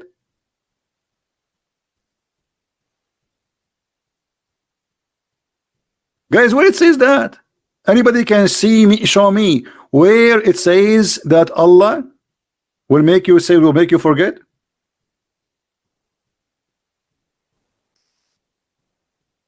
He will say to you, the verse after says, except as Allah wills.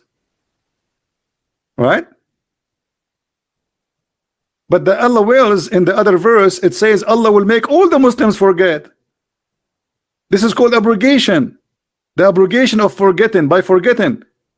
But here we have a Muslim remembering the Quran. So Allah did not make all the Muslims forget. Only Muhammad, he forgot. Guys, you remember the verse? Let us go back together.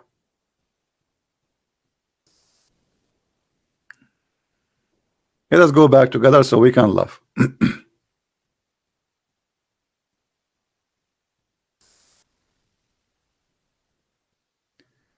None of our revelation we cause to be forgotten.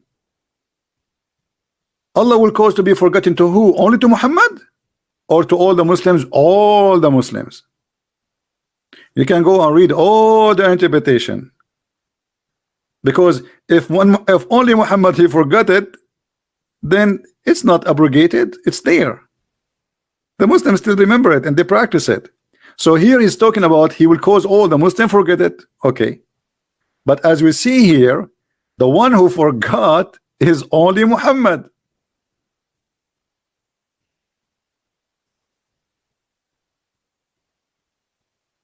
What do you say?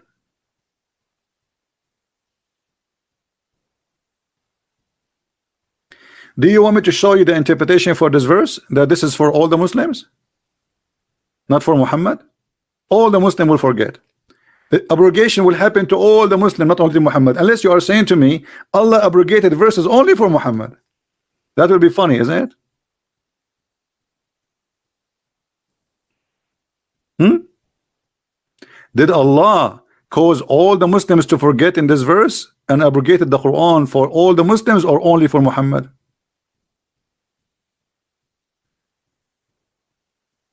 Are you there, paper Muslim?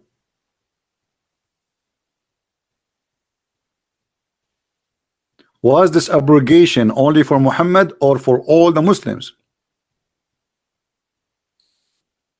This is for all the Muslims. But here Muhammad, he got busted. In fact, it is Muhammad who kept forgetting the Quran. And Muhammad, in order to cover his ass, he come with this verse, fabricating it, says, well, Allah has caused me to forget the Quran.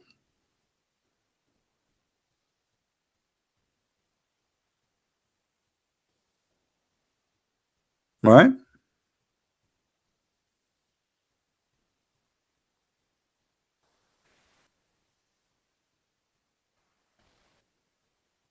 Do we have any Muslim have any comment?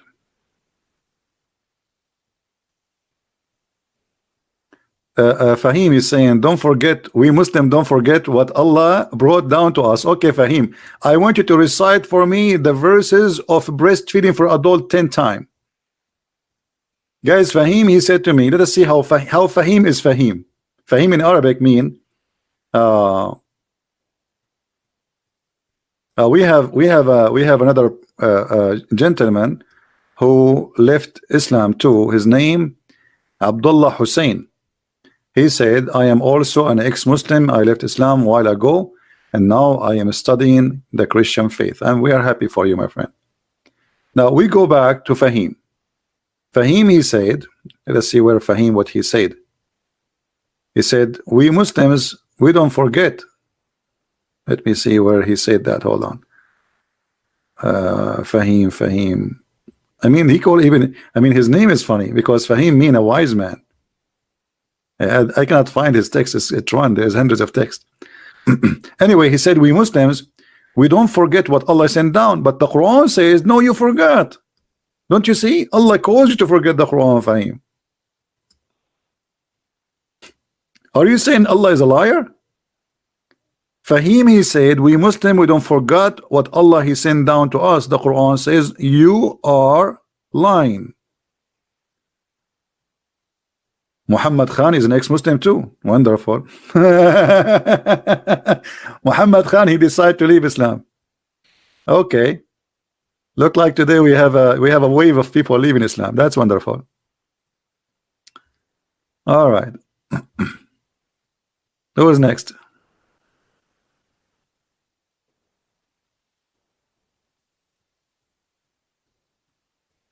I am an ex-Muslim too. Okay, that's wonderful. I mean, Islam is very convincing. I mean, this is the most foolish, stupid religion ever you can imagine. And the only miracle I see in this cult, that you see somebody still he believe in it, or some idiots, they convert to Islam in the West.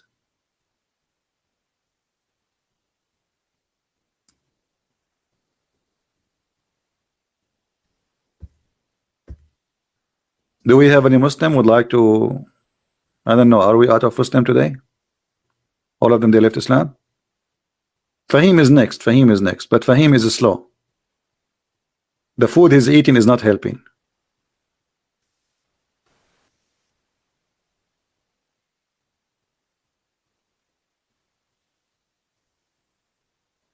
Any Abdul?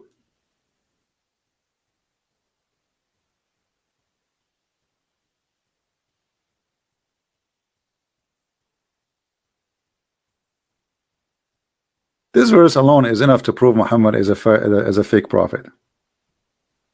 Allah caused him to forget Quran. I mean, how silly is that? The Muslim, he keeps spending the day, you know, and then Allah make you forget the Quran. As simple as that. Why? Who's a Muslim want to tell me why Allah he caused you to forget the Quran? What is the wisdom behind that? Did he find something wrong in it? He don't want you to remember what happened yesterday? What happened in Vegas, stay in Vegas?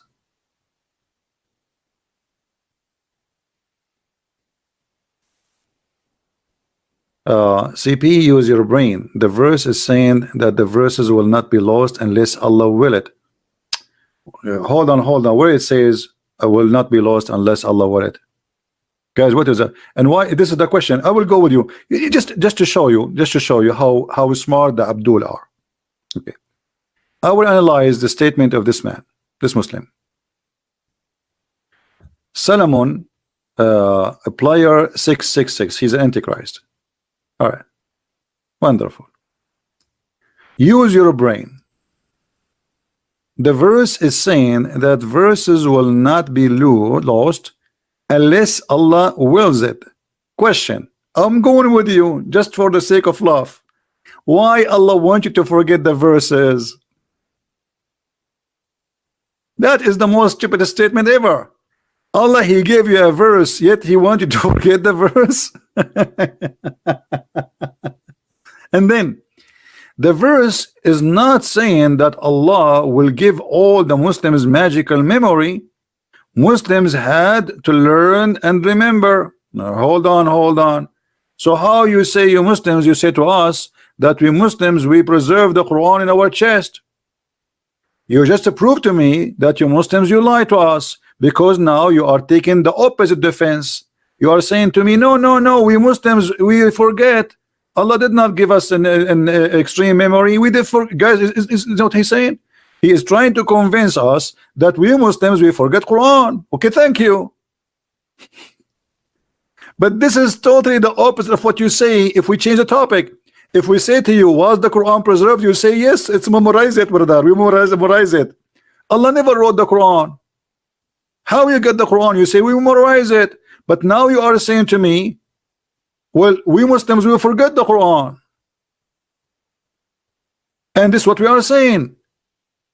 You are saying to me that Allah did not give us perfect memory, but this is not the reason. Allah said in the Quran, I will cause you to forget the Quran, which means it doesn't matter you have a perfect memory or not.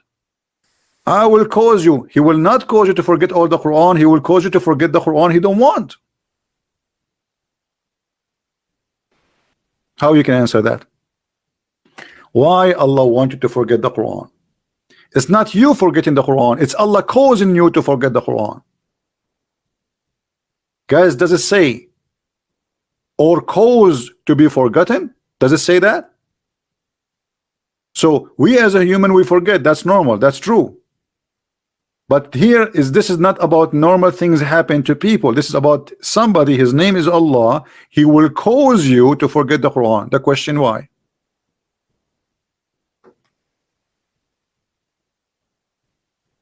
Why Allah want me to forget what He told me?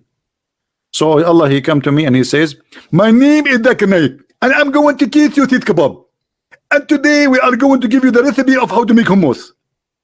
And then Allah, His name is Zakir Naik, He make me forget what He said to me 5 minutes ago. Why? What is the wisdom behind that?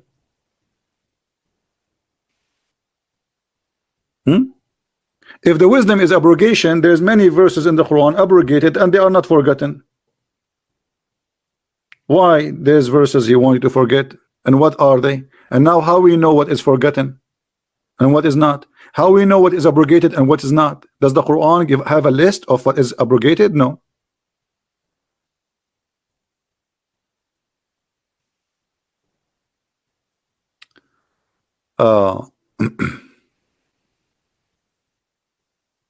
Guys, look at this. Look at this. I'm sharing your text just for fun. You are an idiot. Read my reply. No, Allah is talking about verses being lost. Verses being lost. You use your brain. Okay, what is the verses being lost?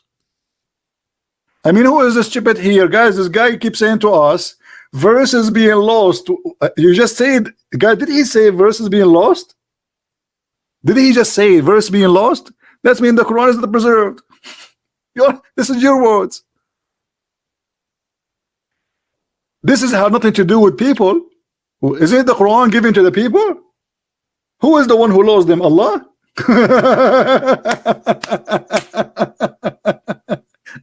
Who is the one who lost the verses? As long as you are saying to me this has nothing to do with the people, are you saying that the one who lost the verses is Allah? Let us give a call to Allah and ask Him if He found the verses. Maybe after 1400 years He did some cleaning in the house, and maybe He found them under the cushion, or in the couch, or under his underwear. What's wrong with you? So now you try to fix it, you make it a blind. So you just agreed that Allah, He lost verses. So now we started speaking about people losing verses. Now you are saying Allah is the one who lost the verses. Look, this is a smarter Muslim. This is a smarter Muslim. Today is the day of comedy. Look at this guy. Muslim Pupper said, yes, Allah make the Jews and the Christians and people forget revelation. What? That means he is the devil. Guys, look at this idiot. Allah, He made the Christians and the Jews forget revelation. The verse in the front of us speaking to Muslims, you idiot, not to the Jews. Secondly, if this is true, how you explain to me this verse?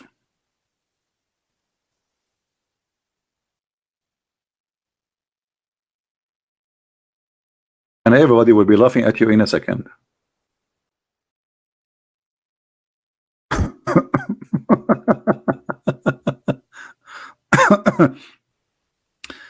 The Quran says, O Christians and Jews, if you don't practice the Torah and the gospel, you have nothing to stand on. So how Allah, He caused us to forget revelation, and then He accused us of corrupting revelation according to you? You see, the Muslims, because they are desperate, they try to find an answer. Chapter 5, verse number 68. I will compare it with your text, and everybody will be laughing at you in a second. You just get your prophet busted. Allah asking the Christians and the Jews, saying to them, O people of the book, you have no ground to stand upon unless you stand fast by the law and the gospel. But you just told me in your funny text that Allah caused the Christians and the Jews to forget the Bible. So how they will stand on the Bible if they don't have a Bible? Unbelievable. Because of the rebellion. So guys, the one who corrupt the Bible according to Islam now, it's Allah. Did you get the new news? Who is the one who caused the Christians to forget revelation? Allah. Read the verse. Allah is the devil. So because of somebody rebellion, you corrupt your book?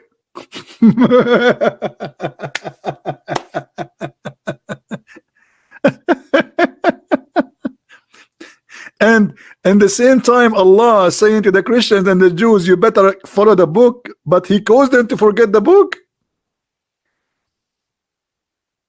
A proper Muslim, why you don't call me, man? You can be the best comedy for today. I am thick? What? They forgot all of the scriptures. No, they forgot some of the revelation. Okay, look at this, is stupid. They forgot all, not all, some of the scriptures. Hold on. But your God saying you have to stand upon the Torah, all the Torah, and the gospel, all the gospel. So if they forgot some of it, how is asking them to practice it? Abdul? And again, we go back to zero. What kind of a stupid God? He sent the book, he wants us to forget it. I mean, this is stupid.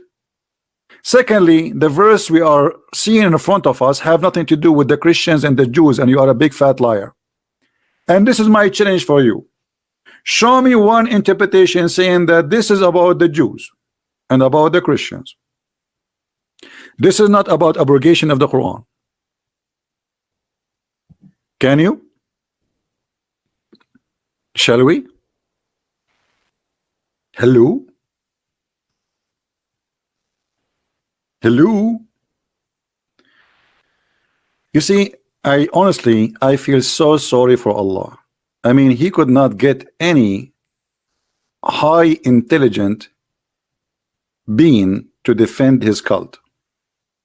Look who is defending, and look what they are saying.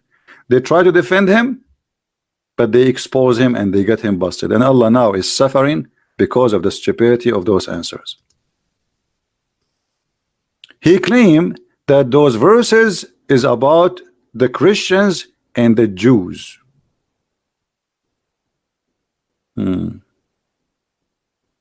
Let us get him busted, shall we, guys? Guys, should we get him busted? Give me okay. Is it time to hit him in the head without violence? Shall we? Let us get you busted. All right. Everybody will see in a second you are a big fat liar and you are just trying to cover up for your profit. Chapter 2, verse 106.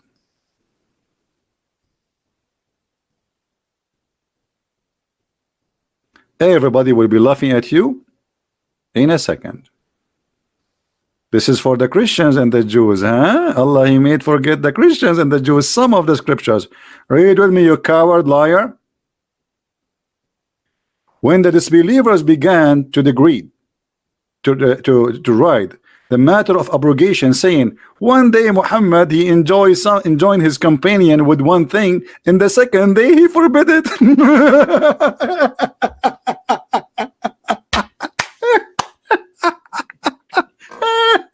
Unbelievable. In the morning he says something, in the second morning he changed the law. Do you see it, Abdul? Abdul, do you see it?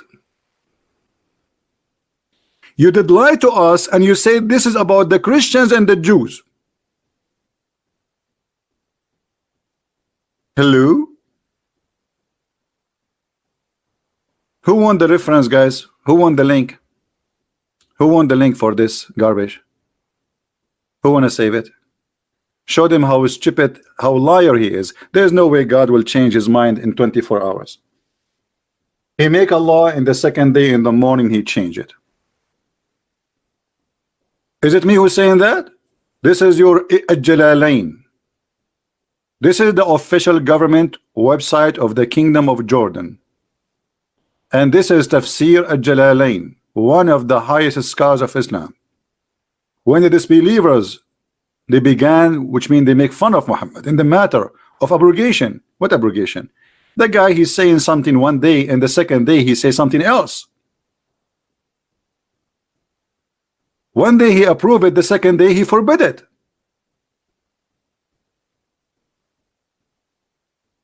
Do you see it?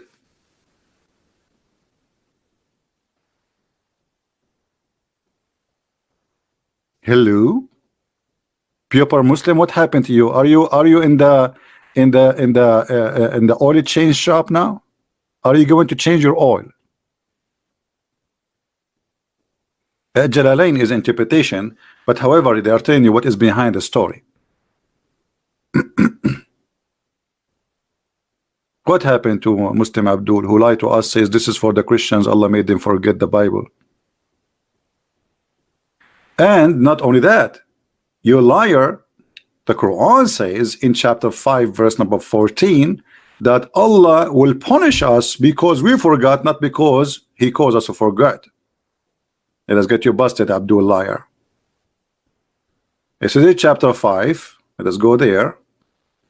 Those Abdul, they forgot they are talking to Christian friends. Don't forget that. Keep trying. Do you see? For those two who call themselves Christians, we did take a covenant, but they forgot a good part of it. Not he caused us to forget. Liar. And this is why Allah want to punish us, supposedly.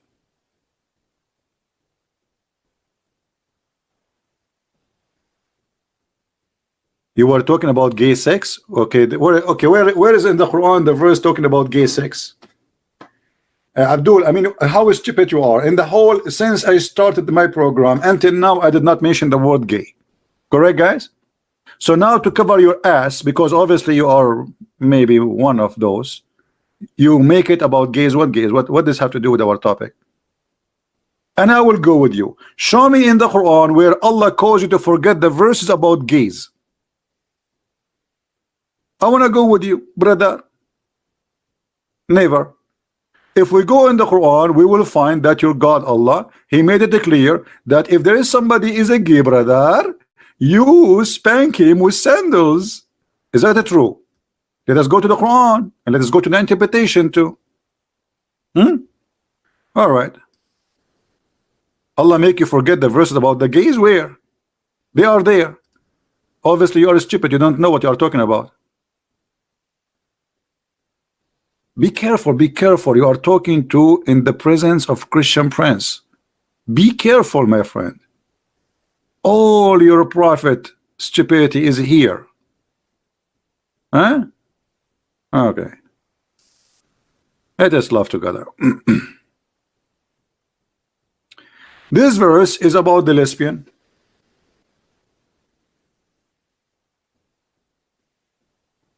The verse after it, this is chapter 4 verse number 15, and this is chapter 4 verse number 16 about the gays. You said to us, Allah, he caused us to forget the verses about gays. You are a liar. They are there. Brother, read with me the punishment of gays in Islam, brother. And if two of your men, brother, they commit loudness, adultery, homosexual intercourse, punish them, brother, insult them, beat them with sandals. You beat a gay with sandal, he get horny. The punishment of gay in Islam is to beat him with sandals.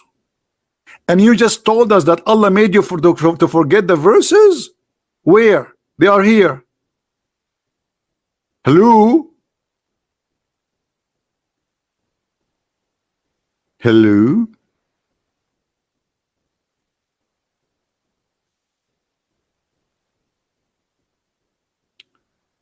Anyone know the story about the punishment of the one who killed Uthman? Who remember the story? Anyone remember? There is after the death of Uthman the caliphate was killed. So one of the companion of Uthman and Muhammad, he said, I swear by Allah, if I know who is the one who did kill Uthman, I am going to F him. Excuse my language. A gay was listening, and he said, it's me, it's me. Then the companion of Allah Prophet, he made this man bend over and he started doing him. And then the guy underneath of the guy, he was screaming, the gay guy, he was saying, I swear by Allah, if killing Uthman will give me such a punishment, I would love to kill Uthman every day. And I challenge a Muslim to say to me, I'm lying.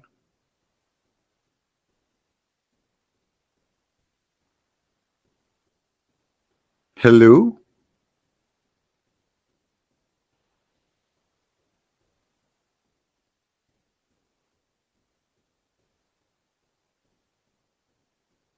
Mirza? Mirza. No, I don't have any caller.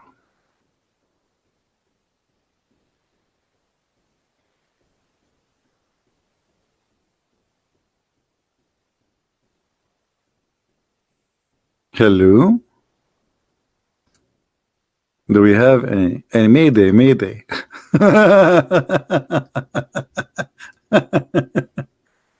Oh boy.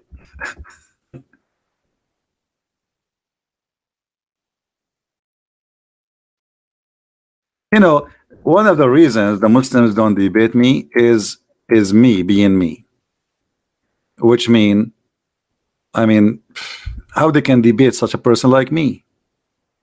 They will be cornered. They will be, you know, I mean, it's going to be a disaster. And that's why they will avoid getting even close to me. That's why Shaibir Ali, although they want to debate many known people without mentioning their names, but they will not get close to me.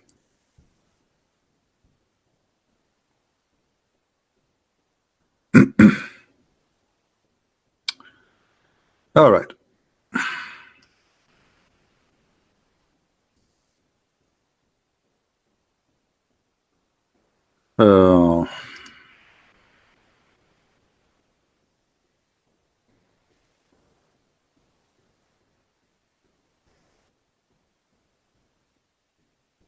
Hey guys, don't forget please to subscribe to my other channel because soon we will start broadcasting there. I did not start, I was supposed to start today there, but I noticed still we are very low in the numbers of subscribers. So please, the admins, they are posting for you the link for YouTube. Don't forget please to subscribe. All right. Now I think it's time to put for you some relaxing view in the screen to forget about Allah and His Messenger. Very beautiful. I mean, who is better than Allah? I mean, we need to come on. Nobody can come with such a thing like Allah. Nobody. No one. Trust me, no one.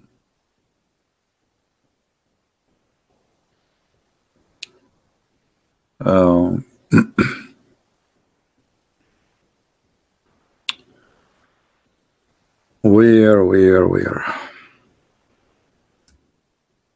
Yeah, the admins, they are posting for the link, and I want to say thank you for all the admins here. They are helping, you know, to share links and etc.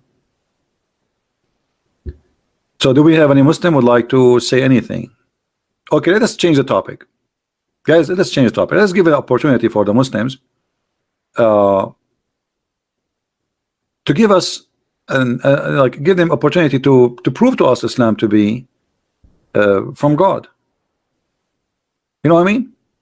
Who is a Muslim is willing to give us one thing at a time to prove to us that Islam is from God or Quran or anything? Anyone? Forget about everything we said, everything, the crazy stuff we mentioned. Abu Khair, I am out of this rubbish. Hey, Abu Khair, does that mean you are out of Islam, my friend? We have Mr. Abu Khair. I guess he is a Muslim. He is saying he is out of this rubbish. I don't know if you can see his text.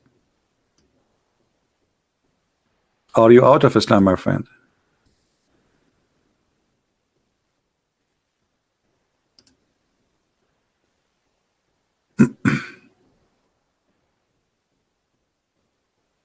All right, good for you. Happy for you. Today we have many people left Islam. That's wonderful. So who is a Muslim want to show us one good thing about Islam, or something can prove Islam to be from God?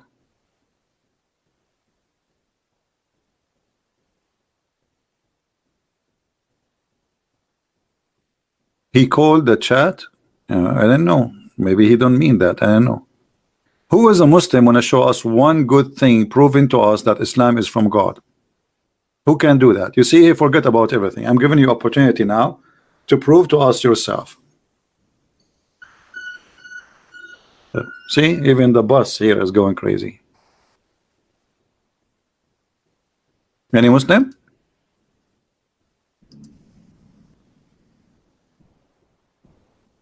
What about we talk where Allah he put the sun sitting in the murky water, which is going to prove to us, as long the Muslim they don't want, which is going to prove to us that Allah is God. Allah is the only God who knows where the sun set. He discovered that long before anyone.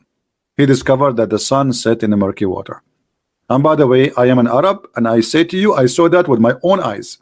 In the Middle East, brother, the sun always set in murky water. Is that true, Muslims?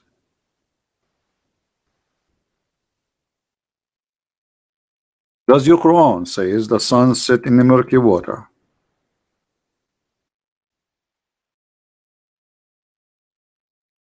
Hello?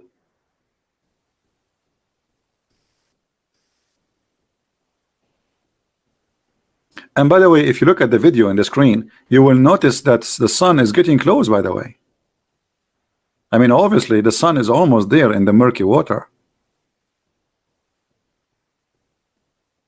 This is a video, by the way, I took myself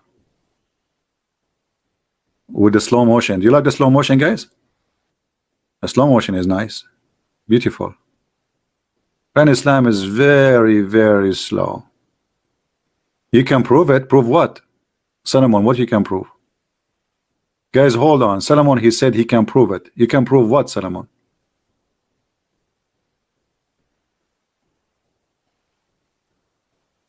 Solomon, you can prove to us that the sun set in the murky water?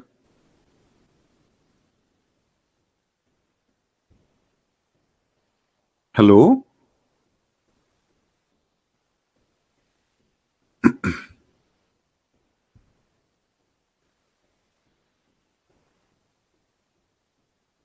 Yeah, which sun? Because the Quran says there is two suns.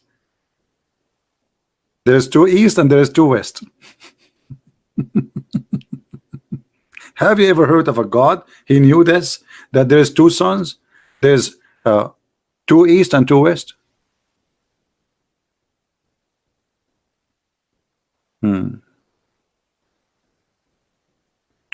So who is the Muslim want to say something good for us about Islam?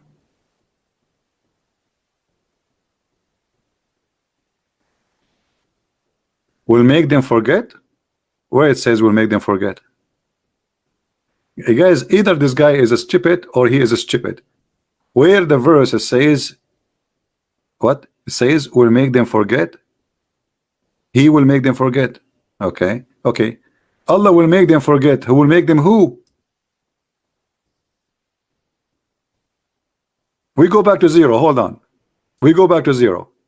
Abdul, Solomon, Allah will make them forget who? You are the one who said this is for the Christians. Are you? Allah will make who forget the Quran? Let us go back to zero, Abdul.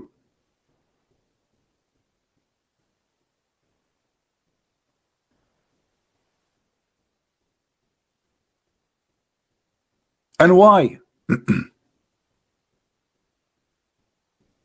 Why Allah want to send Quran and he make you forget the Quran?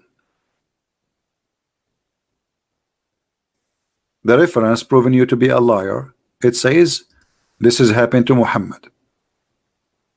Correct, guys? We showed you the interpretation. This guy is a certified liar. Here we everything we say we prove it. Everything we say we prove it. Muhammad he lie, he fabricate his lie, and he changed his mind second day, and people start making fun of him because something he say in the morning and afternoon he have different law. Who is saying that? Your scholars, not me. So this is not about really forgetting, correct, guys? There's no way he forgot it yesterday. What they are talking about here is about he is a false prophet. They get him busted. How you are a prophet? God gave you an order in the morning, and then second day you come with a new law, the opposite from the first one. So this is not about really forgetting as much as he's stupid.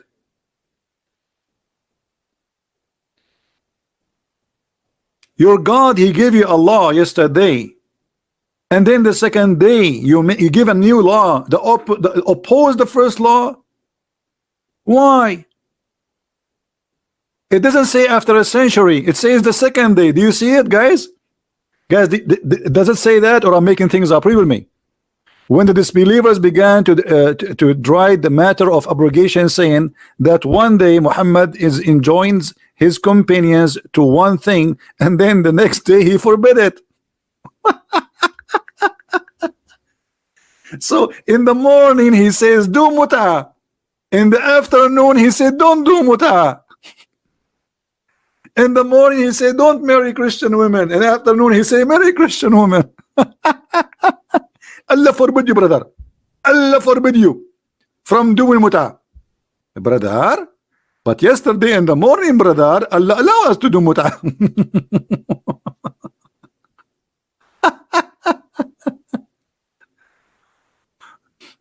But I understand. I am if I am in your panties, and thank God I don't need them, I will be suffering like this. But so enjoy your panties. Stay with them. Stay with them.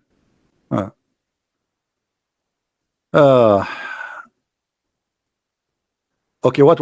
Look at this guy, guys. Look at this. Look at this. ZB. Look. You like to hide under the skirt of scholars. Look at those idiots. He just admitted that this guy is a scholar. You learn Islam from who, you idiot? Don't you learn Islam from the scholars, Muslim scholars? So you agreed that the Muslim scholars. I cannot prove that from the Quran, authentic hadith. So what I was showing you all those 3 hours, I was showing you authentic Quran and authentic hadith. Isn't it the hadith says that the prophet he forgot Quran? Here we go.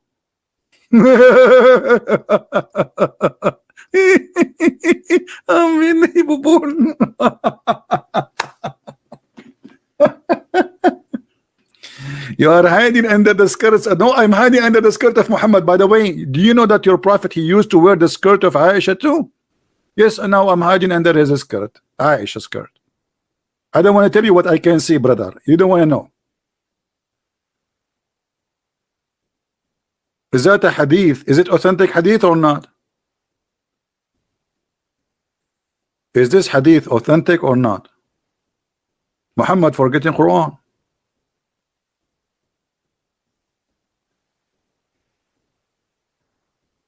Hello?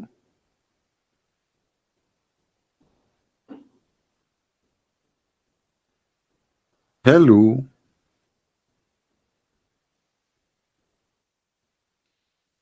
We have only 675 likes, but we have more than 1,000 people watching. Man, people don't like me. I'm going to change my name to Muhammad, and then they will like me a lot. And then they will subscribe from the distance of 1 month journey because they are scared.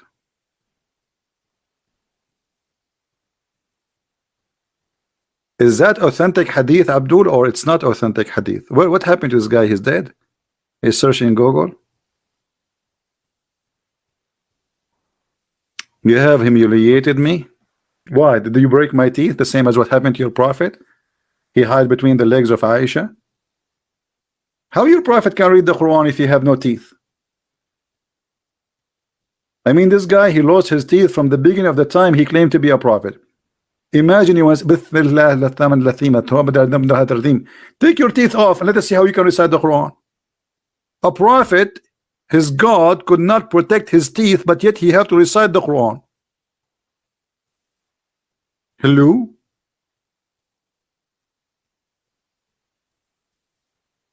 The sun set in my neighbor pool every day. I hope the son you are talking about is not your neighbor wife, because that will be the job of Muhammad to look at. My neighbor, his wife, her name is Sunny. So the sun set every day in the pool. I see her every day, brother. Her name is Sunny.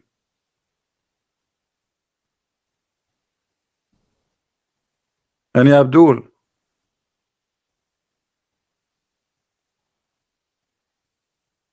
Prove to you that Aisha, hold on. Guys, prove to us, hold on. I mean, those Muslims are asking for it, aren't they? Hold on. ZB, prove to us that the Prophet wear Aisha's skirt at challenge. Okay, at challenge. So what you will do if you lose the challenge? Are you willing to open your camera and you do the monkey dance for us, and I will put a live on YouTube? As long as you are saying challenge. What do you think, guys? Are you willing in the front of everybody? If I show you that your prophet is doing that, are you willing to dance in the camera? The monkey dance. Hello? Hello? Say yes.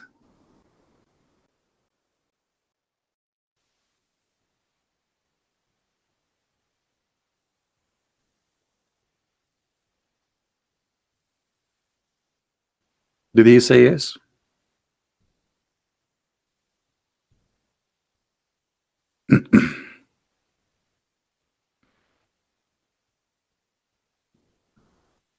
Where are you? Did you say yes? Guys, did he say yes? That's very easy, actually. Say yes. Swear by Allah you will do that. I'm waiting for you. It will take me less than 30 seconds to show you your prophet wearing his wife's skirt.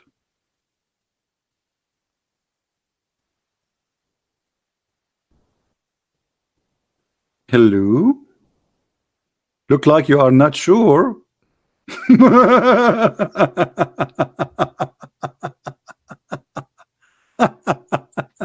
Okay, let us have a deal. What about you call me live in Pal Talk and I will make you read the hadith for us? Only, I don't want you to do anything. Don't do monkey, nothing. You read the hadith for us. Is that fair, guys? Is that fair? You read it. Whatever is in the screen, you read it. Who dare to do so?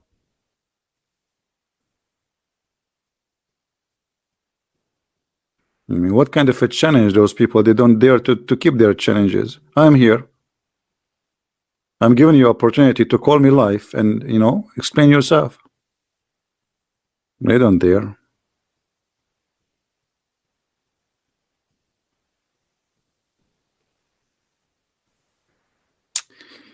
Anyway, guys, we don't wanna be out of Muslims in one day. I mean, we have to leave something for tomorrow.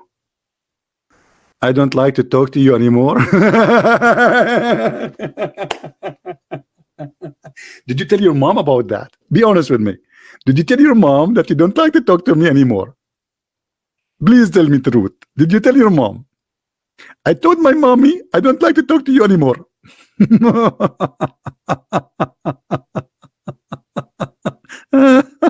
Unbelievable. Oh man. Okay, I understand your situation. I don't blame you. I don't blame you at all. I mean, who want to talk to me? People, they talk to me, either they go to the hospital, they suffer from madness, or they leave Islam. They get wiser or crazier. Which one is going to be you?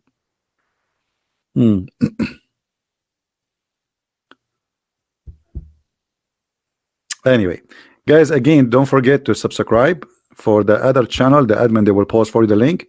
As I said, soon we will put this channel for sleep for a couple of weeks, and we will do podcast in the other channel, which means you will not be able to find me unless you subscribe to the new or the other YouTube. There we have a couple of thousand only, so we want to move a lot of people as a backup for that channel. The admin, they will post for you the link, and they are posting it as you see, so please don't forget to subscribe. All right.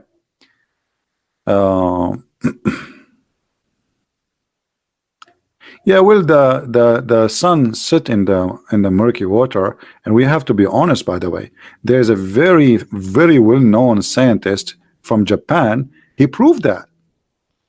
His name is Yama. I do lie, Yama. Very well known. The Muslims, when they make articles about science in the Quran, they insert names nobody knows where they are coming from, and even names you know them, but they never said what they said. As an example, the Muslim, they say to you, brother, a very well-known brother, George Bernard Shaw, brother, he said, if the Prophet today was alive, he can solve all the problem during drinking his morning coffee, brother. Okay, Muslims, which book George Bernard Shaw he said that? They fabricate lies. They use names of famous people just to fool you. George Bernard Shaw, he said that. Are you sure?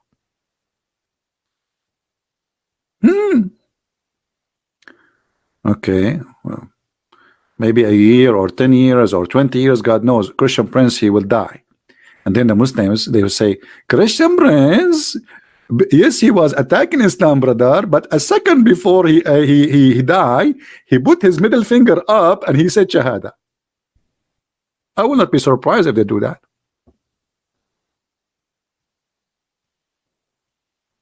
Everybody convert to Islam, brother. Any Abdul?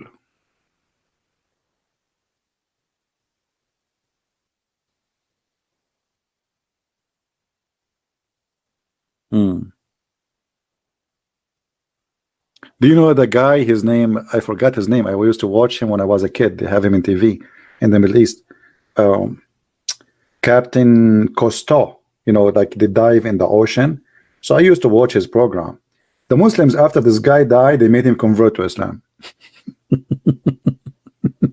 Anyone, you die, tomorrow you will be said they converted to Islam. Trump, he died, they will say he's a Muslim. He became a Muslim. Just wait. A cult of Satan who cannot back itself, he fabricate lies, because cults only stand on lies. They have nothing real, and they cannot stand for a truth. So they need to lie in order to make their religion, or their cult look like a religion.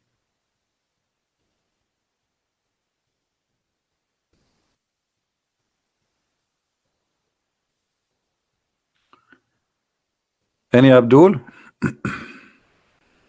He's still challenging me. Well, I accept the challenge. Actually, the hadith I posted 1,000 times here. Not only, it's not something new. Correct, guys?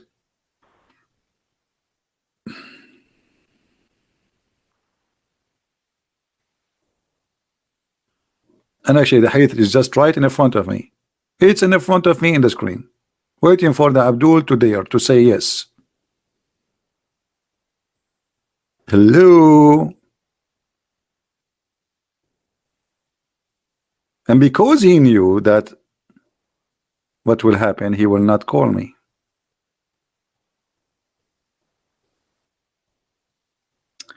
All right, guys, I think we have enough for today. Did we have enough? Did you guys enjoy being here? What if I go for like a trip or something? You guys, you will miss me. I will miss me. I will watch my videos because I miss me. And I am like Muhammad. I say something in the morning, I forgot it. Then now because I'm lucky, I have videos, so I play my videos so I can remember what I said in the morning. And Jibril, you know, will help me. Jibril always. Jibril, the hummus guy. I mean, even Jibril is a joke. This guy Jibril, he come to Muhammad only when Muhammad wanna do poo-poo.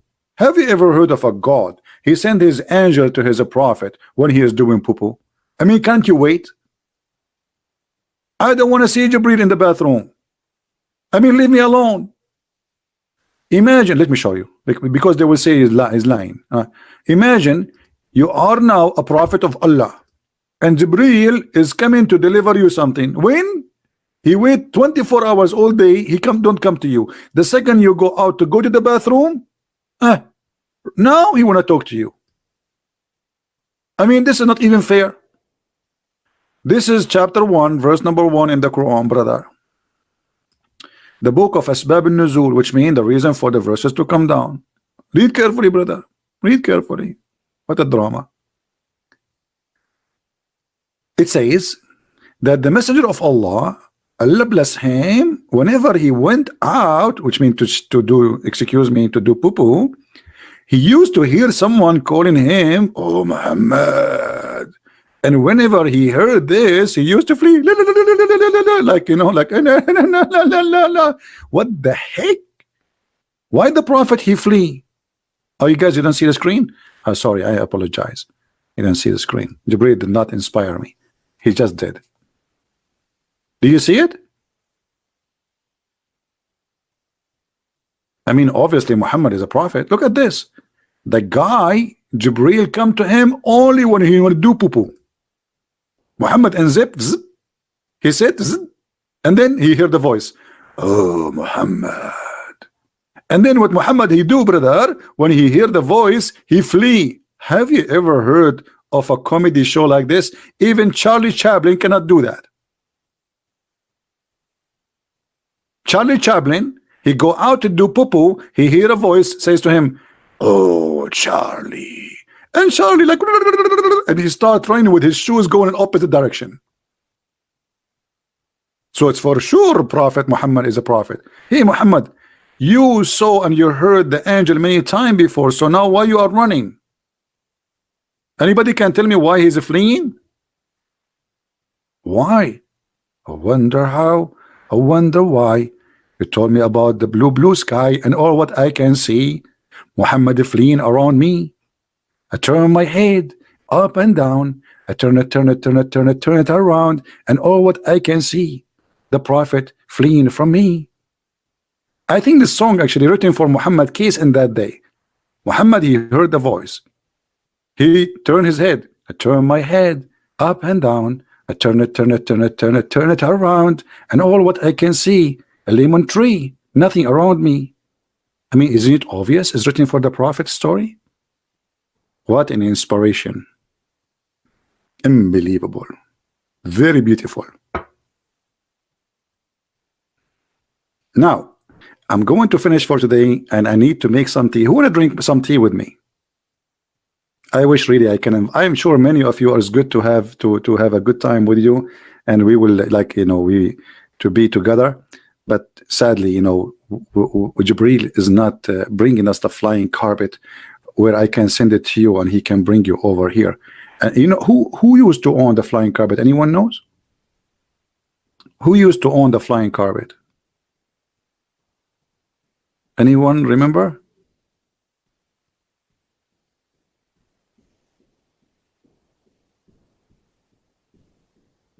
Nobody remember?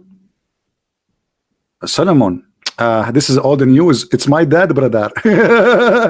Because brother, we Arab, we are pirates, and we hijacked the Solomon ship, and we took the carpet from the ship, brother. And then my dad, brother, he can bring me to America by the carpet. I did not pay for ticket, brother. I passed all security, immigration, and Trump could not stop me by the help of the flying carpet. And by the way, don't just keep that secret, because I don't want the FBI to know about the flying carpet in my house. And then they will go and they come and they arrest me because they will accuse me I'm smuggling immigrant. Flying carpet, Muhammad. I mean, even flying carpet in your book. I mean, what is left? What is left? Even a flying carpet. I want to get one.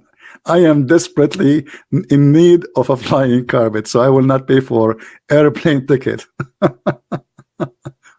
Anyway, guys, I love you all. And I hope the Muslims will not hate me much. But it's okay if you hate me, I understand. But trust me, I don't hate you. I really try. I'm trying to help you, my friend. You Muslims, you are not, you are not listening to your mind and your heart. We don't hate you. We are trying to help you. But you understand it, that we are making fun of your cult.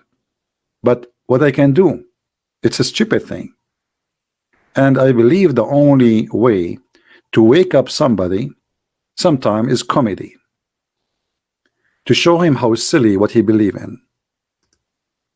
It is really silly. It is really silly to believe that God is a vagina vendor. God, he will increase the size of your penis. God will make your penis never sleep. God will make little boys a servant for you, which is a child abuse for eternity, as you claim.